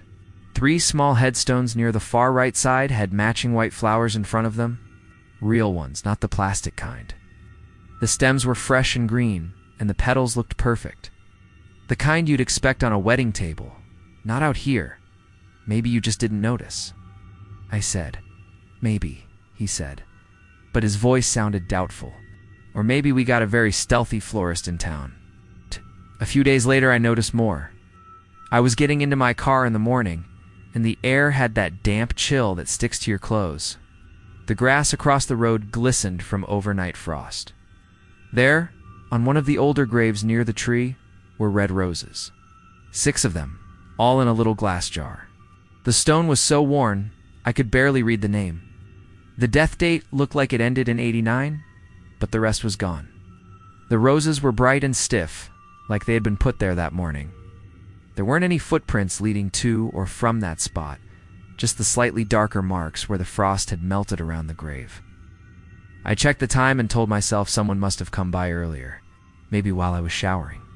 People grieve in weird cycles. Maybe it just looked strange because of the frost. I got in my car and drove to work, trying to let it go. Small things kept stacking up like that. The motion light over our front porch started going off more often at night. It used to be just raccoons or the occasional neighbor cutting across the yard. Lately it would flare on when nothing was there. I'd peek through the curtain and see the empty porch, the pale light hitting the stone wall in the first row of graves. The rest of the cemetery would be dark behind them, trees black against the sky. Sensors probably going bad, I told Mark. We've had it a while. He nodded, but he didn't look convinced. Or they're finally coming to check out the neighbors, he said, and smiled without really smiling. Once or twice. When the wind came hard from the east, I thought I heard something under it. That's the best way I can say it. Not instead of the wind. Under it. I'd sit in the living room, TV on low, and hear this thin sound, like someone talking from far away through cupped hands. Not words I could make out, just a shape of sound. I'd pause the TV and sit there, listening, and then it'd be gone. And I'd tell myself it was just the air pushing through the gaps in the old windows. Old houses have a lot of opinions. They creak and sigh and complain. I didn't say anything. About that to Mark, it felt dumb to bring it up. He was the one who brought up the idea of recording stuff, Mark. Watches a lot of paranormal shows when he can't sleep after night shifts. He knows they're mostly nonsense, but they entertain him. One Friday, he had the weekend off, and we were sitting on the porch with a couple beers. The sun had already dropped behind the trees, and the sky was that flat blue-gray you get right before it goes black. The porch light kept flicking on and off, even though we were sitting still. You know what this reminds me of? He said those ghost hunter shows, the ones where they hang out in basements and listen for whispers. Yeah, I said. We could do it, he said, just for fun. I've got that little digital recorder from nursing school. The one I used for lectures. We could go across, walk around and see if we pick up anything. I rolled my eyes. Come on, what? Tell me you're not curious, he said. Besides, if we find nothing, we can finally shut up about the gate and the flowers and the light, and just blame everything on faulty wiring and bored teenagers. He wasn't wrong. At that point, all the little things had formed this sort of low buzz in the back of my mind. Nothing big enough to point at. Just a buzz. I finished my beer, set the can down, and said, Fine, but if we get arrested for trespassing, you're explaining this to my boss. We went inside so he could grab the recorder. It was one of those small silver ones, about the size of a pack of gum. It's crunched up. He checked the battery, hit a couple buttons, and we headed back out. The porch light came on as we opened the door, humming a little. It was quiet outside. It's a kind of quiet where you can hear your own jacket rubbing when you move. Somewhere far away, a dog barked twice and then stopped. The air had that cold, metallic smell it gets before a frost. Gravel crunched under our shoes as we crossed the road. The cemetery gate squeaked when Mark pushed it open. He stepped through, and he let it swing shut behind us. It clanged softly, and then settled. The ground inside felt softer, the grass a little taller than on the roadside. The stones were darker now, just outlines against the dim sky. "Okay," Mark said, flipping on the recorder. A small red light came on. "This is stupid, just so we're clear." "Extremely stupid," I said. We walked slowly along the main path. Our breath showed in front of us, in faint puffs. Wind moved the bare branches, and every now and then a twig snapped under our feet. Mark held the recorder out in front of him like a microphone. "If anyone here wants to say anything," he said, and his voice sounded embarrassed. You can talk into this, I guess." I snorted. Real professional. "I'm not doing the cable TV narrator voice," he said. "You get what you get." We walked like that for maybe 10 minutes. We stopped near the big maple tree. A few old stones around it leaned hard, names nearly gone. I looked down at one small marker close to my shoes. It was simple, just a first name and 2 dates. The dates were close together, less than a year apart. I realized it was a child's grave. The grass in front of it looked trodden down, like someone had knelt there a lot. A flicker of something went through me, but I pushed it away. Kids died back then. They used to get sick from things we fix with pills now. It was sad, but it was also just how it was. Mark didn't say anything for a moment, then he cleared his throat. "If this is your spot," he said quietly, like he didn't want to wake anybody. We're just walking through. We don't mean anything, just neighbors." The wind moved through the branches above us, making a soft rushing sound. The porch light across the street flicked off, then back on again, throwing a pale rectangle out over the road and up to the stone wall. "Okay, this is officially weird enough," I said. "I'm cold." "Yeah," he said. "Let's go listen to nothing." We went back to the house. The gate stuck a little on the way out. I had to put my shoulder into it to get it to close. Inside, Mark plugged the recorder into his laptop at the kitchen table. I made coffee, mostly just to have something warm to hold. The house felt normal, the hum of the fridge, the faint ticking of the heating system. The kind of noise you stop hearing after a while until you listen for it. He loaded up the audio file, dragged the slider to the beginning, and hit play. For the first few minutes, it was just us. Our footsteps, our dumb comments, the squeak of the gate, wind, a couple of distant car sounds. I leaned against the counter and listened, waiting for the punchline. Then we got to the part near the tree. I heard Mark's voice on the recording. "If this is your spot, we're just walking through. We don't mean anything, just neighbors." After that, there was a stretch of silence. Wind, faint, like someone breathing into a pillow. Then another sound started to come through. It was soft. First I thought it was just the wind catching the microphone in a different way, but it didn't quite match the gusts. It had a rise and fall to it, a pattern. It sounded like someone trying not to cry out loud. That stuttering inhale you hear from kids when they've worn themselves out crying but can't stop. Mark paused the playback, then scrubbed back a few seconds and hit play again. We both stayed quiet. The sound grew clearer the more I focused on it. Light, thin, somewhere in the background. Not close to the recorder, but not miles away either. Just near. "That's just wind," I said. But it came out more like a question. He didn't answer. He backed it up again and turned the volume up a bit. This time, on top of the soft sobbing rhythm, I heard a tiny voice. It was faint, like it was being dragged through water. 2 or 3 words squeezed out between those shaky breaths. "Don't leave me." It was so quiet that if you weren't really listening, you'd miss it. The last word dragged a little, the way little kids do when they're tired and clinging. My first thought was that someone was messing with us, that one of the neighbor's kids had been hiding behind a stone. But the sound didn't quite fit that either. It didn't sound like it was in the open air. It had this closed-in quality, like it was inside something. Echoing a little dot, Mark hit pause. The kitchen clock ticked. My coffee sat there cooling. "Okay," he said finally. "Tell me that's nothing." "It's nothing," I said automatically, but my mouth felt dry. "Could be a radio? Somebody's phone? Those things pick up interference, you know that?" Could be something from when you used it before. I wiped it last month, he said. I cleared all the lecture stuff. It was empty. Then it's the wind, I said.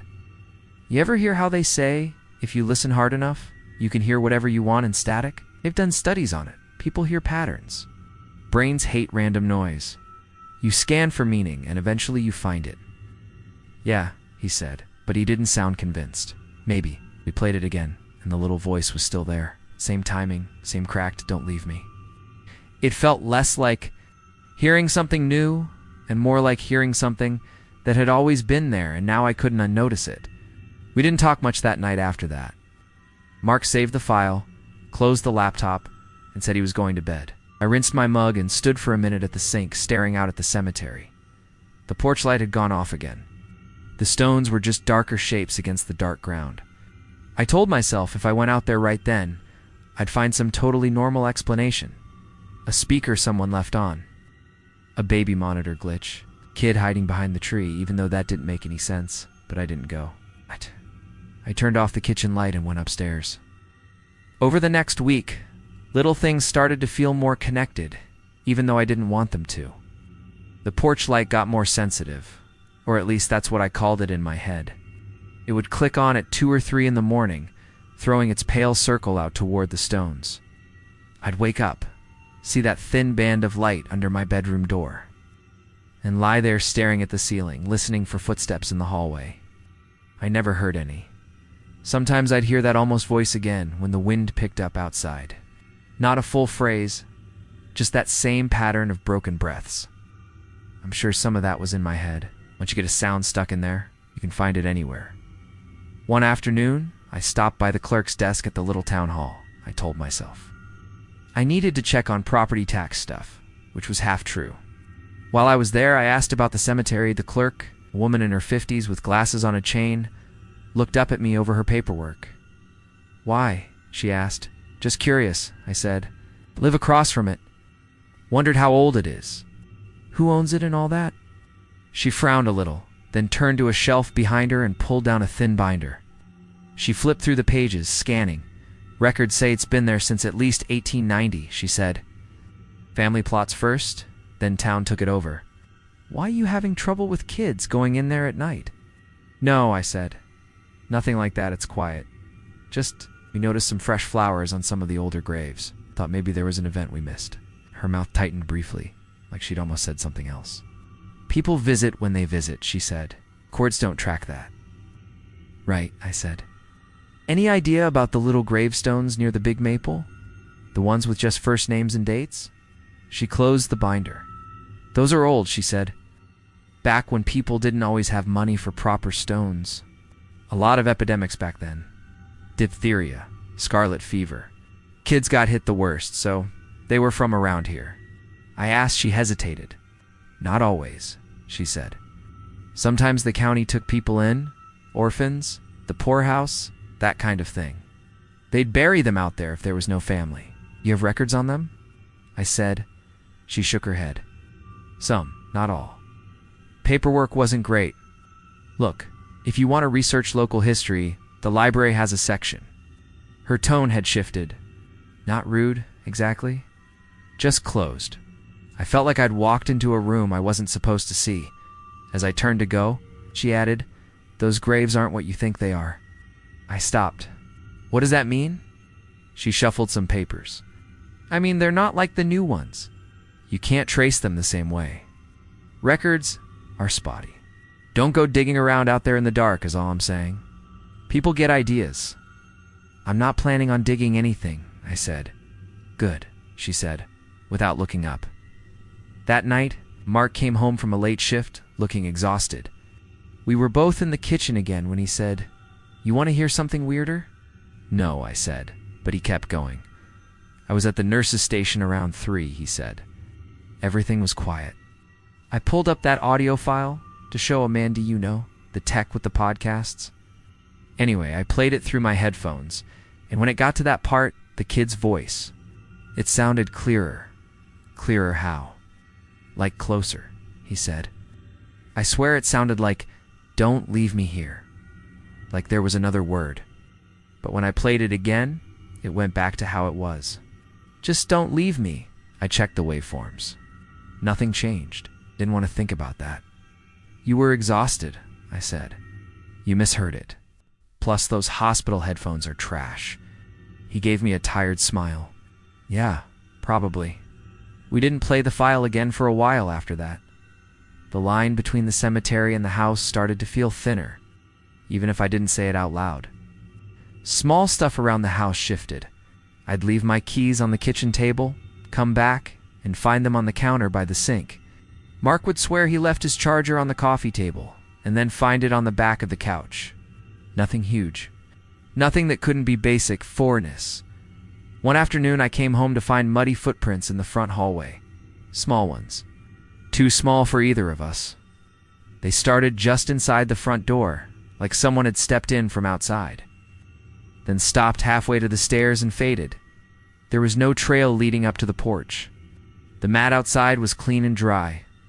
I stood there for a long minute, holding the door open, feeling the cold air pool around my ankles. Finally, I grabbed some paper towels and wiped the prints up. The mud smeared easily, not even fully dry yet. I told myself Mark had a smaller patient sibling clinging to his shoes somehow. That didn't even make sense. But it was better than the first thought that came to my mind. That night, I checked the deadbolt on the door twice before going to bed. The first time I heard the voice inside the house. I thought it was the TV. Mark was on night shift, and I was alone. I'd fallen asleep on the couch, with some random sitcom playing. I woke up because the room was colder than it should have been. The TV was still on, low, showing some rerun with people laughing too brightly. The porch light was shining through the curtains, buzzing faintly. Somewhere upstairs, a floorboard creaked. Then I heard a small voice call out, very clearly, "Mom?" I sat up straight. The voice wasn't loud. It sounded like a kid who woke up from a nap and wasn't sure where everyone went. "Hello?" I said, immediately feeling stupid for talking to nothing. There was no answer. I muted the TV and listened. The house ticked and settled. No more footsteps. No more voice. I told myself it had come from the TV before I muted it. My brain just lagged behind. That was the only explanation that made any sense. I got up, checked the front door, and then, after a long pause, went upstairs and checked the rooms. My bedroom was the same mess. Mark's room was dark and empty, bed unmade from the morning. The bathroom light was off, the door half closed. The temperature upstairs was fine. Not cold like downstairs had been. I went back down and turned up the thermostat a couple degrees. After that, small things started happening, just enough to keep my nerves humming. The bathroom door would be half open when I knew I'd left it closed. The TV remote showed up on the floor instead of the couch. One evening, I came home and found the porch light turned off at the switch, something we almost never did, because the sensor handled it. I kept asking myself if I was just looking for patterns now. Once you think something might be off, every little thing starts to feel like part of it. About a month after we recorded in the cemetery, I was digging through a cardboard box in the attic, looking for the warranty on our old washer. The attic in that house was low and cramped, with insulation puffing out in places and boards laid down in a narrow path. It smelled like dry dust and old wood. I found a folder labeled closing docs from when the landlord bought the place. I wasn't really supposed to have it. It had been left in a cabinet years ago, and I never handed it back. I flipped through it, looking for anything related to repairs. When a thin envelope slipped out and landed on the floor, inside were a few old photocopies. One of them looked like a blurred page from some early town ledger. Names and dates, half readable. At the top, handwritten in pen, someone had circled a name and written parcel included. The name matched the first name on the small gravestone by the tree. Same spelling, same year. Underneath, in a different handwriting, someone had scrawled, "Child died on premises. Transferred to county. Burial across road." I sat back on my heels, the board under me creaking. The attic felt suddenly smaller. There was nothing supernatural written there. No curses, no warnings. Just a simple line that connected the house and that grave in a way I hadn't realized before. Whoever that kid was. They lived in this house, or on this property. Before it was chopped up and rented out, I brought the paper downstairs and showed it to Mark later, so he said slowly, "Our place was a county home at some point." "Looks like it," I said. My voice sounded flat. "Kid got sick. Died here. Buried over there." Turned the paper around, reading the notes again. "That lines up with what the clerk said," he murmured. "About the orphans. The poorhouse. It doesn't mean anything," I said. "It's just history. Every old house has some story like this hidden in a box. We just happen to know this one." He looked up at me. "And the recording? Audio pareidolia," I said. I clung to that word like it could anchor everything. Brains filling in gaps. "We go looking for a ghost. We hear one. That's how it works." He nodded, but his eyes drifted toward the window, where the porch light had just flicked on by itself. We didn't argue about it. There wasn't anything to argue about, really. There was just a thin line of facts, and then there was how it all felt. We still have the recording. It's on Mark's laptop, and also on a backup drive, because he says it's interesting data. We almost never play it now. Every time we do, that small, shaky "don't leave me" is there, exactly the same. It doesn't get louder or clearer. It doesn't add words. It just stays. Sometimes I wonder if we caught something that was already fading. Not a ghost or anything dramatic. Just the shape of a feeling that stuck to a place. A kind of leftover wanting. Or maybe it's just wind, and our brains insist on putting a child's voice on it, because we saw the date on that stone. Either way, I leave the porch light on now. I tell myself it's for safety. We're on the edge of town. A light by the door makes sense. That's the reasonable thing. That's the explanation I give people when they ask why it's always on, even in the middle of the night, pointing straight out at the low stone wall in the first row of graves. The house still settles. The wind still pushes through the trees and rattles the windows. Once in a while, I hear what sounds like footsteps on the stairs when Mark's at work, and I remind myself that the pipes are old and the wood flexes with the temperature. I hold on to that explanation like a rail. On some nights, though, out. When the air feels colder inside than it should, and the insects outside go quiet all at once, I stand at the front window and look across the road. The gate is usually closed. Sometimes it's open. I don't check twice anymore. I don't play the recording. I don't need to. The words live in my head now, soft and shaky, caught forever under that stretch of wind. I still keep the porch light on, facing the stones.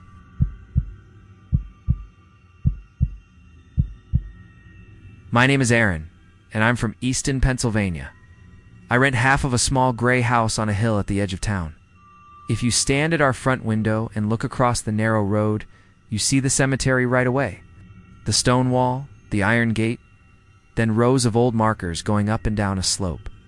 And, a little off to the right, the angel statue. People who visit always notice her.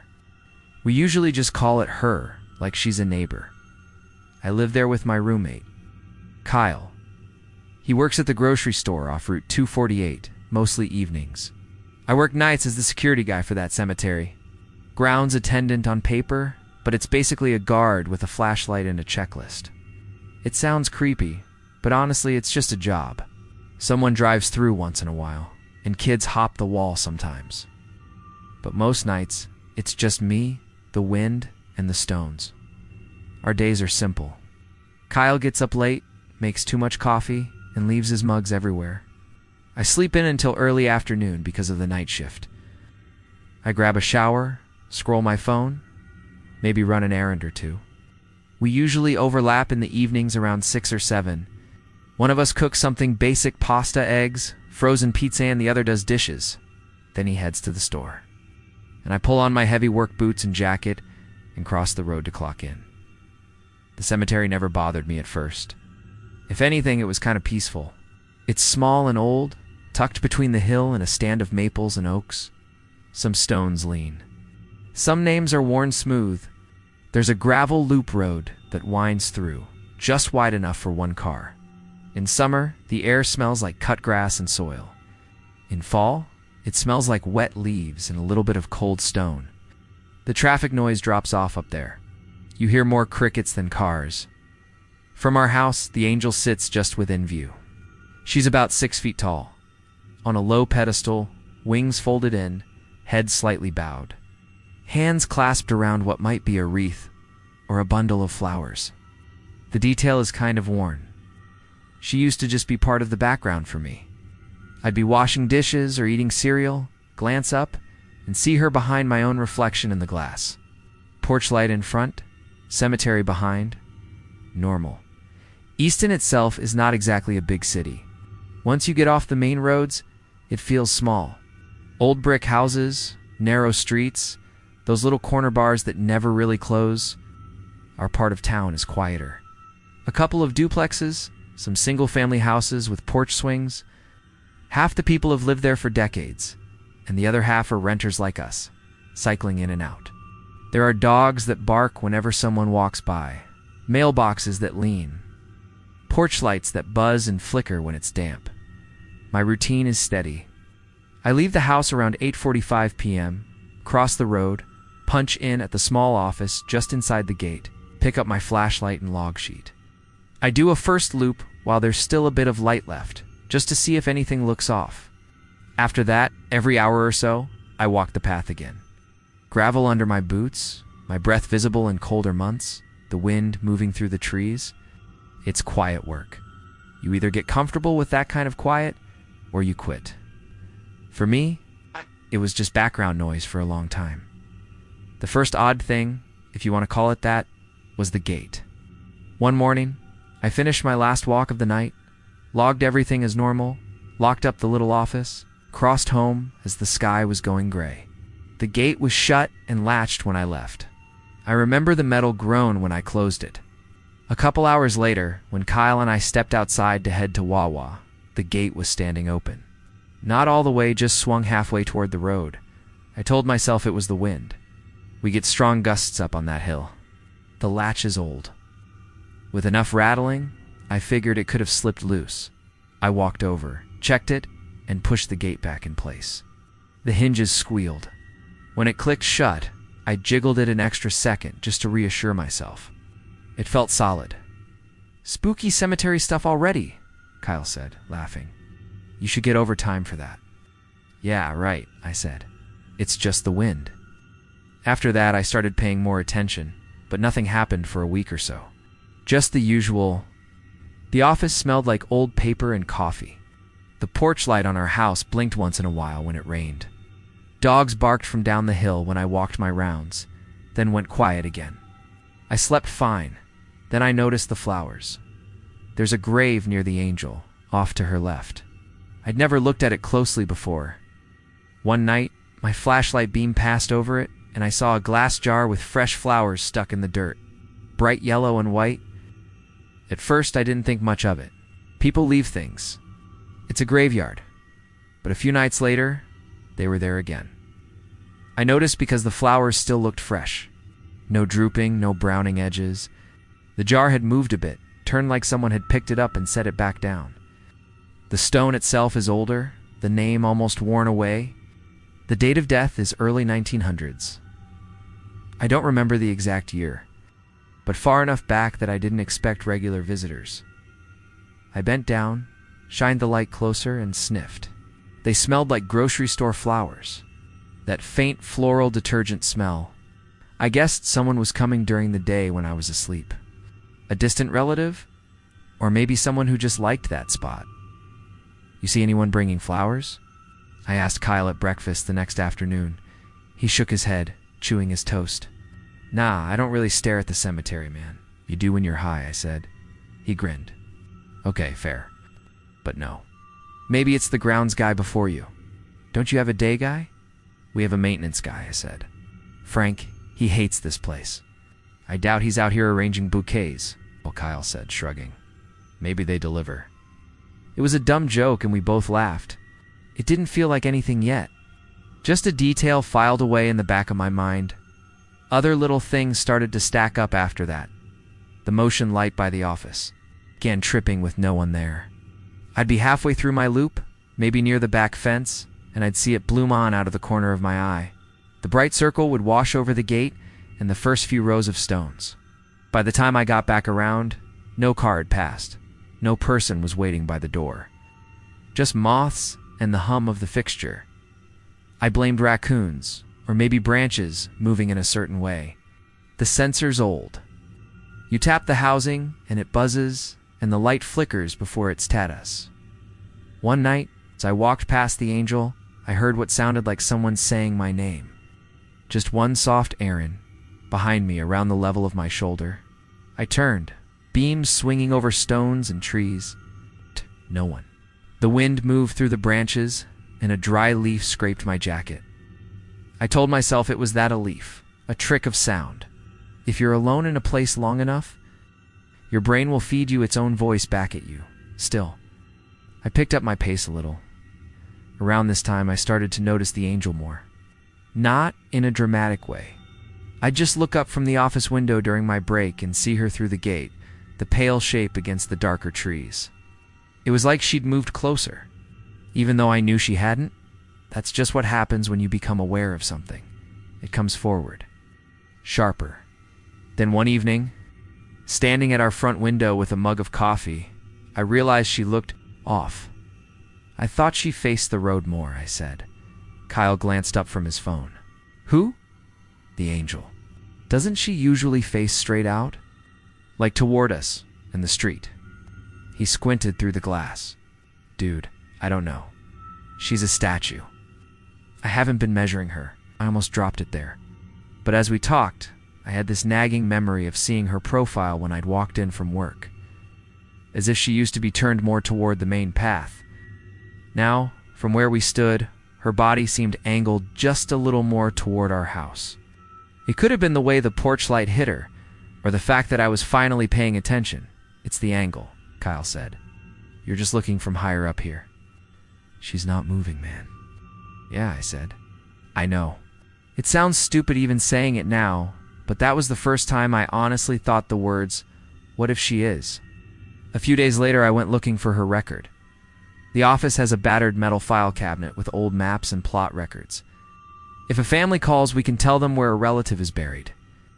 I pulled out the folder for the section where the angel stands. The paper smelled dusty, brittle.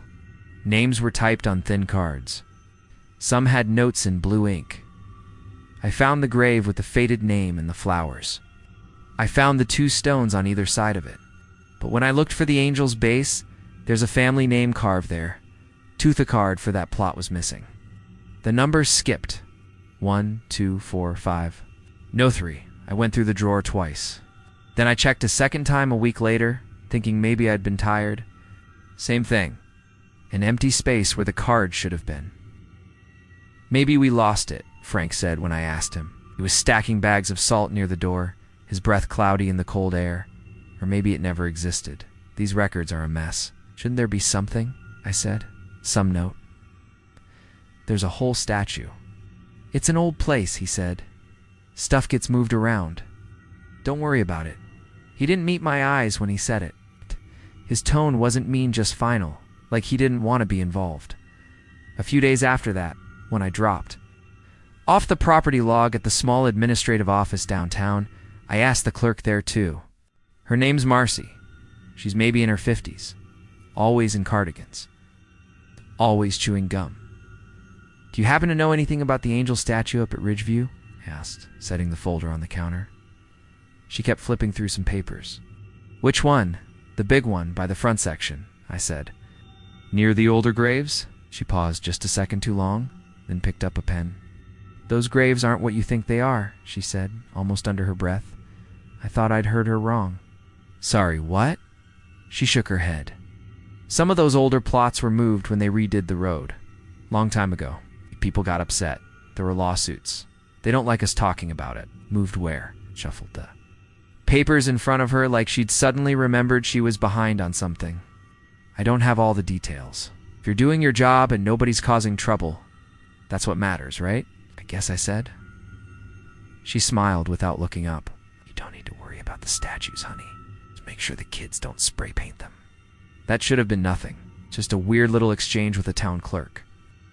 But walking back up the hill that night, my key cold in my pocket, her first sentence kept replaying in my head. Those graves aren't what you think they are. I started checking the angel more carefully during my rounds. I'd walk past her at 9, again at 10, again after midnight. I tried to take the same path, same distance, so I'd have a consistent view. But sometimes she really did look slightly turned. Just a little. As if her shoulders had shifted an inch to the left, bringing her gaze closer to the line of our house across the road. I told myself it was the light. The moon was in different positions. Car headlights swept through sometimes when someone cut up the hill too fast. Shadows changed. Stone doesn't move on its own. Then came the night with the footprints. It had rained earlier, a steady cold drip all evening. By the time I started my shift, it had stopped, but everything was wet. The gravel sucked under my boots, and the grass along the edges made my jeans damp. Around 11, I heard footsteps behind me on the path, quick soft crunches that matched my pace. I turned, swinging the flashlight back. The beam showed wet gravel, a low stone, the dark rise of the hill. Nothing else. The sound stopped exactly when I stopped. "Hello?" I called out. My voice sounded wrong out there, too loud and then swallowed up. No answer. Just the slow dripping of water from branches and the far-off sound of a dog barking once, twice, then cutting off. The insects, which had been buzzing in the grass, seemed to go quiet all at once, like someone had turned down a knob. The air felt colder on the back of my neck. Probably just echo, I said out loud to myself. Sound bouncing around. I forced my feet to move again, and the crunching came back, just slightly out of sync with my own steps. I didn't turn around that time. I walked faster instead, back toward the gate, my hand tight enough on the flashlight that my knuckles hurt. By the time I reached the office, my heartbeat had slowed, and the sound was gone. I sat down, wrote in the log, 11 p.m., all clear. I didn't write anything about footsteps. After that, home felt different. At first, it was small. Little things. I'd lock the front door before bed, twist the deadbolt until it wouldn't turn anymore. And in the morning, it would be just slightly off. Not unlocked, but not fully snug, like someone had turned it halfway and then stopped. The bathroom window, which we usually kept shut because it sticks, would be open a crack. I blamed Kyle. "You keep forgetting to lock the door," I told him one afternoon. He frowned. "No, I don't. You're the one who leaves for work after me." "Yeah, but I check it," I said. "I've been checking it." "Maybe your hand's slipping," he said. "You're always half asleep when you come in." He wasn't wrong. I do stumble and tired. Still, I started testing the knob twice, 3 times, before I went to bed. Stand there, hand on the cool metal, and say out loud, "Locked." Just so I'd remember. One Monday morning, I woke up and found a trail of faint, muddy marks on the hallway floor. Nothing big, not dramatic. Just small, oval smudges, like the shape the heel of a boot makes. They started near the front door and stopped just outside my bedroom. I knelt down, touched one. The mud was dry by then, like it had been there for hours. "Kyle," I called. He shuffled out of his room in old sweatpants. "What? Did you come in late last night?" I said, "Like really late?" "Nah," he said. "I got home around 10. You saw me? You didn't go back out?" "Why?" I gestured at the floor. "You track in mud?" He peered down, then shook his head. "My shoes are in my room, and I was on a register all night. Didn't walk anywhere muddy." We both looked from the marks to the door. The chain was still latched from the inside. "Maybe it was you," he said. "You come home through the front, right?" "I always take my boots off on the porch," I said. "You've seen me do it." "Well," he said, dragging a hand through his hair, "maybe you were extra tired and forgot. Could be old, we don't mop that much." He smiled a little at that, and I wanted to laugh with him. But my stomach felt tight. "Yeah, you're probably right," I said.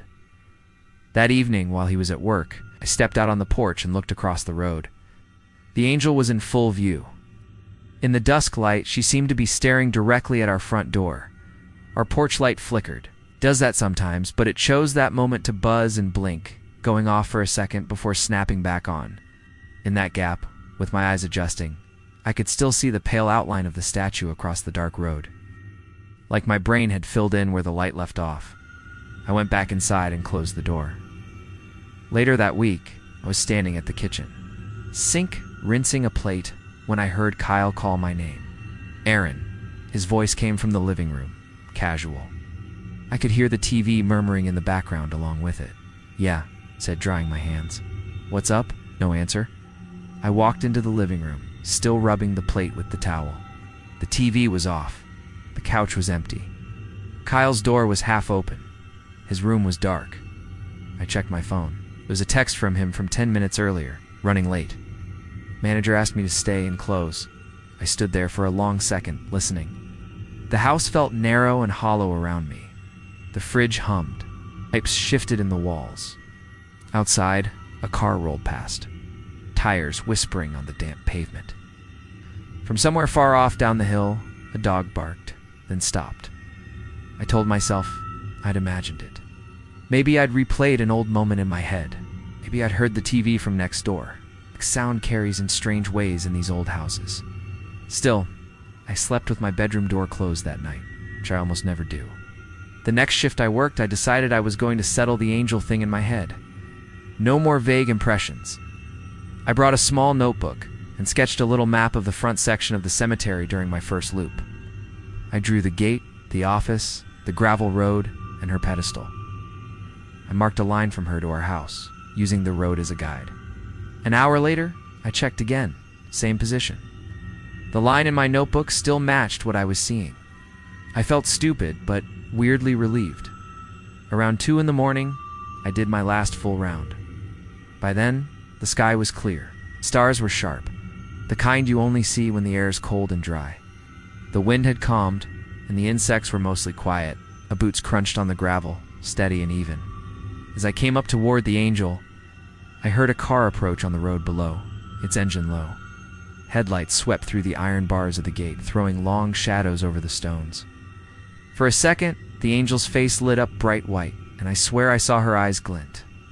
There was no detail, really. Just 2 small, faint points, like light catching on wet stone, or on bits of glass, or maybe on something left in the sockets by weather and time. They flared soft, then dimmed as the car passed, and the light moved on. I stopped walking. I could feel my heart in my throat.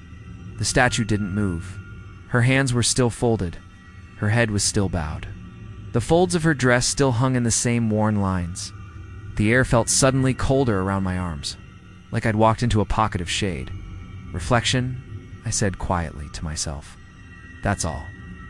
But when I looked back down at my notebook, the crude little diagram I'd drawn earlier no longer matched what I was seeing. The angle I'd marked from her to our house was off. She seemed just a few degrees more turned, more aligned with the front of our place. I touched the page with my thumb, pressing it hard enough to leave a faint damp mark from the sweat on my skin. Maybe I'd drawn it wrong.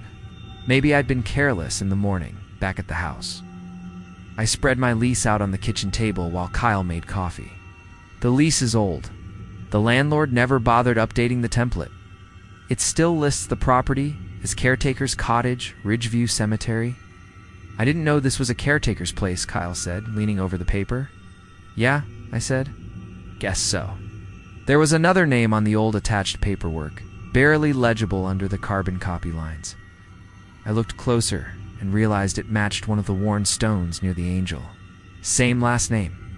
The dates didn't make exact sense, like someone had reused the form and never fully erased the older information, but the connection was there. "That's kind of weird," Kyle said. "You living where that guy did? It's just a coincidence," I said. He tapped the window with his knuckle. "Maybe that's why she's looking over here. Job loyalty or something." I rolled my eyes, but I didn't laugh. Outside, the morning light was gray and thin. The statue stood steady on her pedestal. From that angle, it was hard to tell exactly where she was facing. That night, as I walked up the gravel path again, the world felt both familiar and off. The porch lights down the hill glowed in their usual spots. The air smelled like wet dirt and a little bit of exhaust from a passing truck. Yet every sound seemed to clear. The crunch of my boots, the soft tick of cooling metal from a parked car, the brief high note of an insect before it went silent. The gate was closed when I arrived. I know I shut it behind me. I remember the weight of it, the way the latch scraped before it dropped in. An hour later, when I circled back, it stood open just enough for a person to slip through without touching it. The chain hung loose. I walked up, looked around, saw no one. No fresh tire tracks, no cigarette butts, nothing. Just dark grass and stones sleeping in their places. I closed the gate and slid the chain through again. This time, I wrapped it an extra loop. When my shift ended, and I trudged across the road, exhausted, the sky was the color of old paper. The birds were starting up. I unlocked the front door, stepped inside, and almost slipped there. Faintly visible on the wood floor was another set of marks. Not muddy this time. Damp, almost clean, as if someone had walked through wet grass and then stepped straight onto the boards. The prints were narrow, a little sharper at the heel, and there were more of them. They went from the front door toward the hallway, paused by the wall that faces the cemetery, then curved toward my room. I stood there with my boots still on, one hand on the doorknob. I could hear the fridge humming, the heater kicking on. From outside, faint through the window, came the sound of a car going by. The marks were already starting to fade around the edges, drying into nothing. I closed the door very slowly and slid the chain into place. When Kyle woke up, I pointed them out. By then, they were barely visible. "I don't see anything," he said, squinting. "They were clearer earlier," I said. "They went right to my door." He rubbed his eyes. "Look, man, you're working nights. Your brain's fried. You're overthinking footprints and statues and stuff. Take a day off. Ask for a different shift." "Got it," I said. "I need the hours," he shrugged, already drifting toward the coffee maker. "And maybe stop staring at graves all the time. Just do your rounds and go home." So that's what I tried to do. I stopped checking the files. I stopped drawing little maps. I forced myself to treat the cemetery the way I had at the start, just paths and stones and wind. If the motion light flicked on with no one there, I noted it in the log as light activity sensor and moved on. If I heard what sounded like my name, I told myself it was leaves or the creak of branches, or my own thoughts bouncing back at me. But ignoring something doesn't make it stop. One night, maybe 2 weeks after the footprints, I was sitting in the office around 1 a.m., fighting to stay awake. The heater was ticking along, struggling against the cold. I had my jacket zipped up and my hands around a mug that had gone lukewarm. I heard the sound of gravel outside. Slow, steady crunches. Not like a car. More like someone walking the loop. I checked the monitor. We only have one camera, an old one pointed at the gate. The screen showed the empty entrance, the bars casting thin black lines. No car, no person. The footsteps kept going. Not loud, but present. They came closer, passed in front of the office, then faded toward the back of the property. I told myself it was my imagination syncing up with the ticking heater. I told myself maybe it was a deer walking along the fence line. That happens sometimes, still. I took my flashlight and stepped outside. The cold hit me right away, like I'd opened a freezer door. My breath puffed out in pale clouds. The sky was clear enough that I could see my own shadow on the ground, faint from some distant streetlight. The gravel in front of the office looked undisturbed. I stood still and listened. No footsteps now. Just the faint whine of the motion light warming up over the office door, then the click as it settled to full brightness. The wind was low, barely moving the branches. Even the insects seemed to be holding their breath. I pointed my flashlight toward the front section, where the angel stands. She was there, of course. Same pedestal, same folded wings. But something about the line of her shoulders looked wrong again. She seemed turned even more, her whole posture oriented toward the road and, beyond it, our house. If she'd had a face you could read, I think it would have been looking right at my bedroom window. I told myself this was enough. Tomorrow, I'd ask the boss for a transfer. Or I'd quit. I'd find another job. Truck unloading, night stock. Anything that didn't involve a field of stone and an angel I couldn't stop thinking about. Back home. I dropped my boots on the porch and stepped inside. The floor felt colder than usual under my socks, like the heat hadn't reached that part of the house. The air had that damp, earthy smell from the cemetery, the one that usually stayed outside. I checked the front door twice, locked it, slid the chain across, and went to bed. I woke up just after noon to a shaft of light cutting across my room. I'd forgotten to close the curtains the night before. The light fell in a straight line from the window to the foot of my bed. I lay there, half awake, and realized the angle wasn't right. The sun doesn't usually come in that sharp through that window. I sat up and pushed the curtain aside. Through the glass, up on her hill, the angel stood on her pedestal, perfectly aligned with where I was sitting. The line from her pedestal to the road and up to my window felt exact, like someone had drawn it with a ruler. It could have been my imagination. It could have been all the little things I'd been stacking in my head. It could have been nothing more than how the sun moved that time of year. Down the hall, the front door clicked. Wood settling. The heater hummed back on. From the kitchen, I heard a faint dripping, then silence.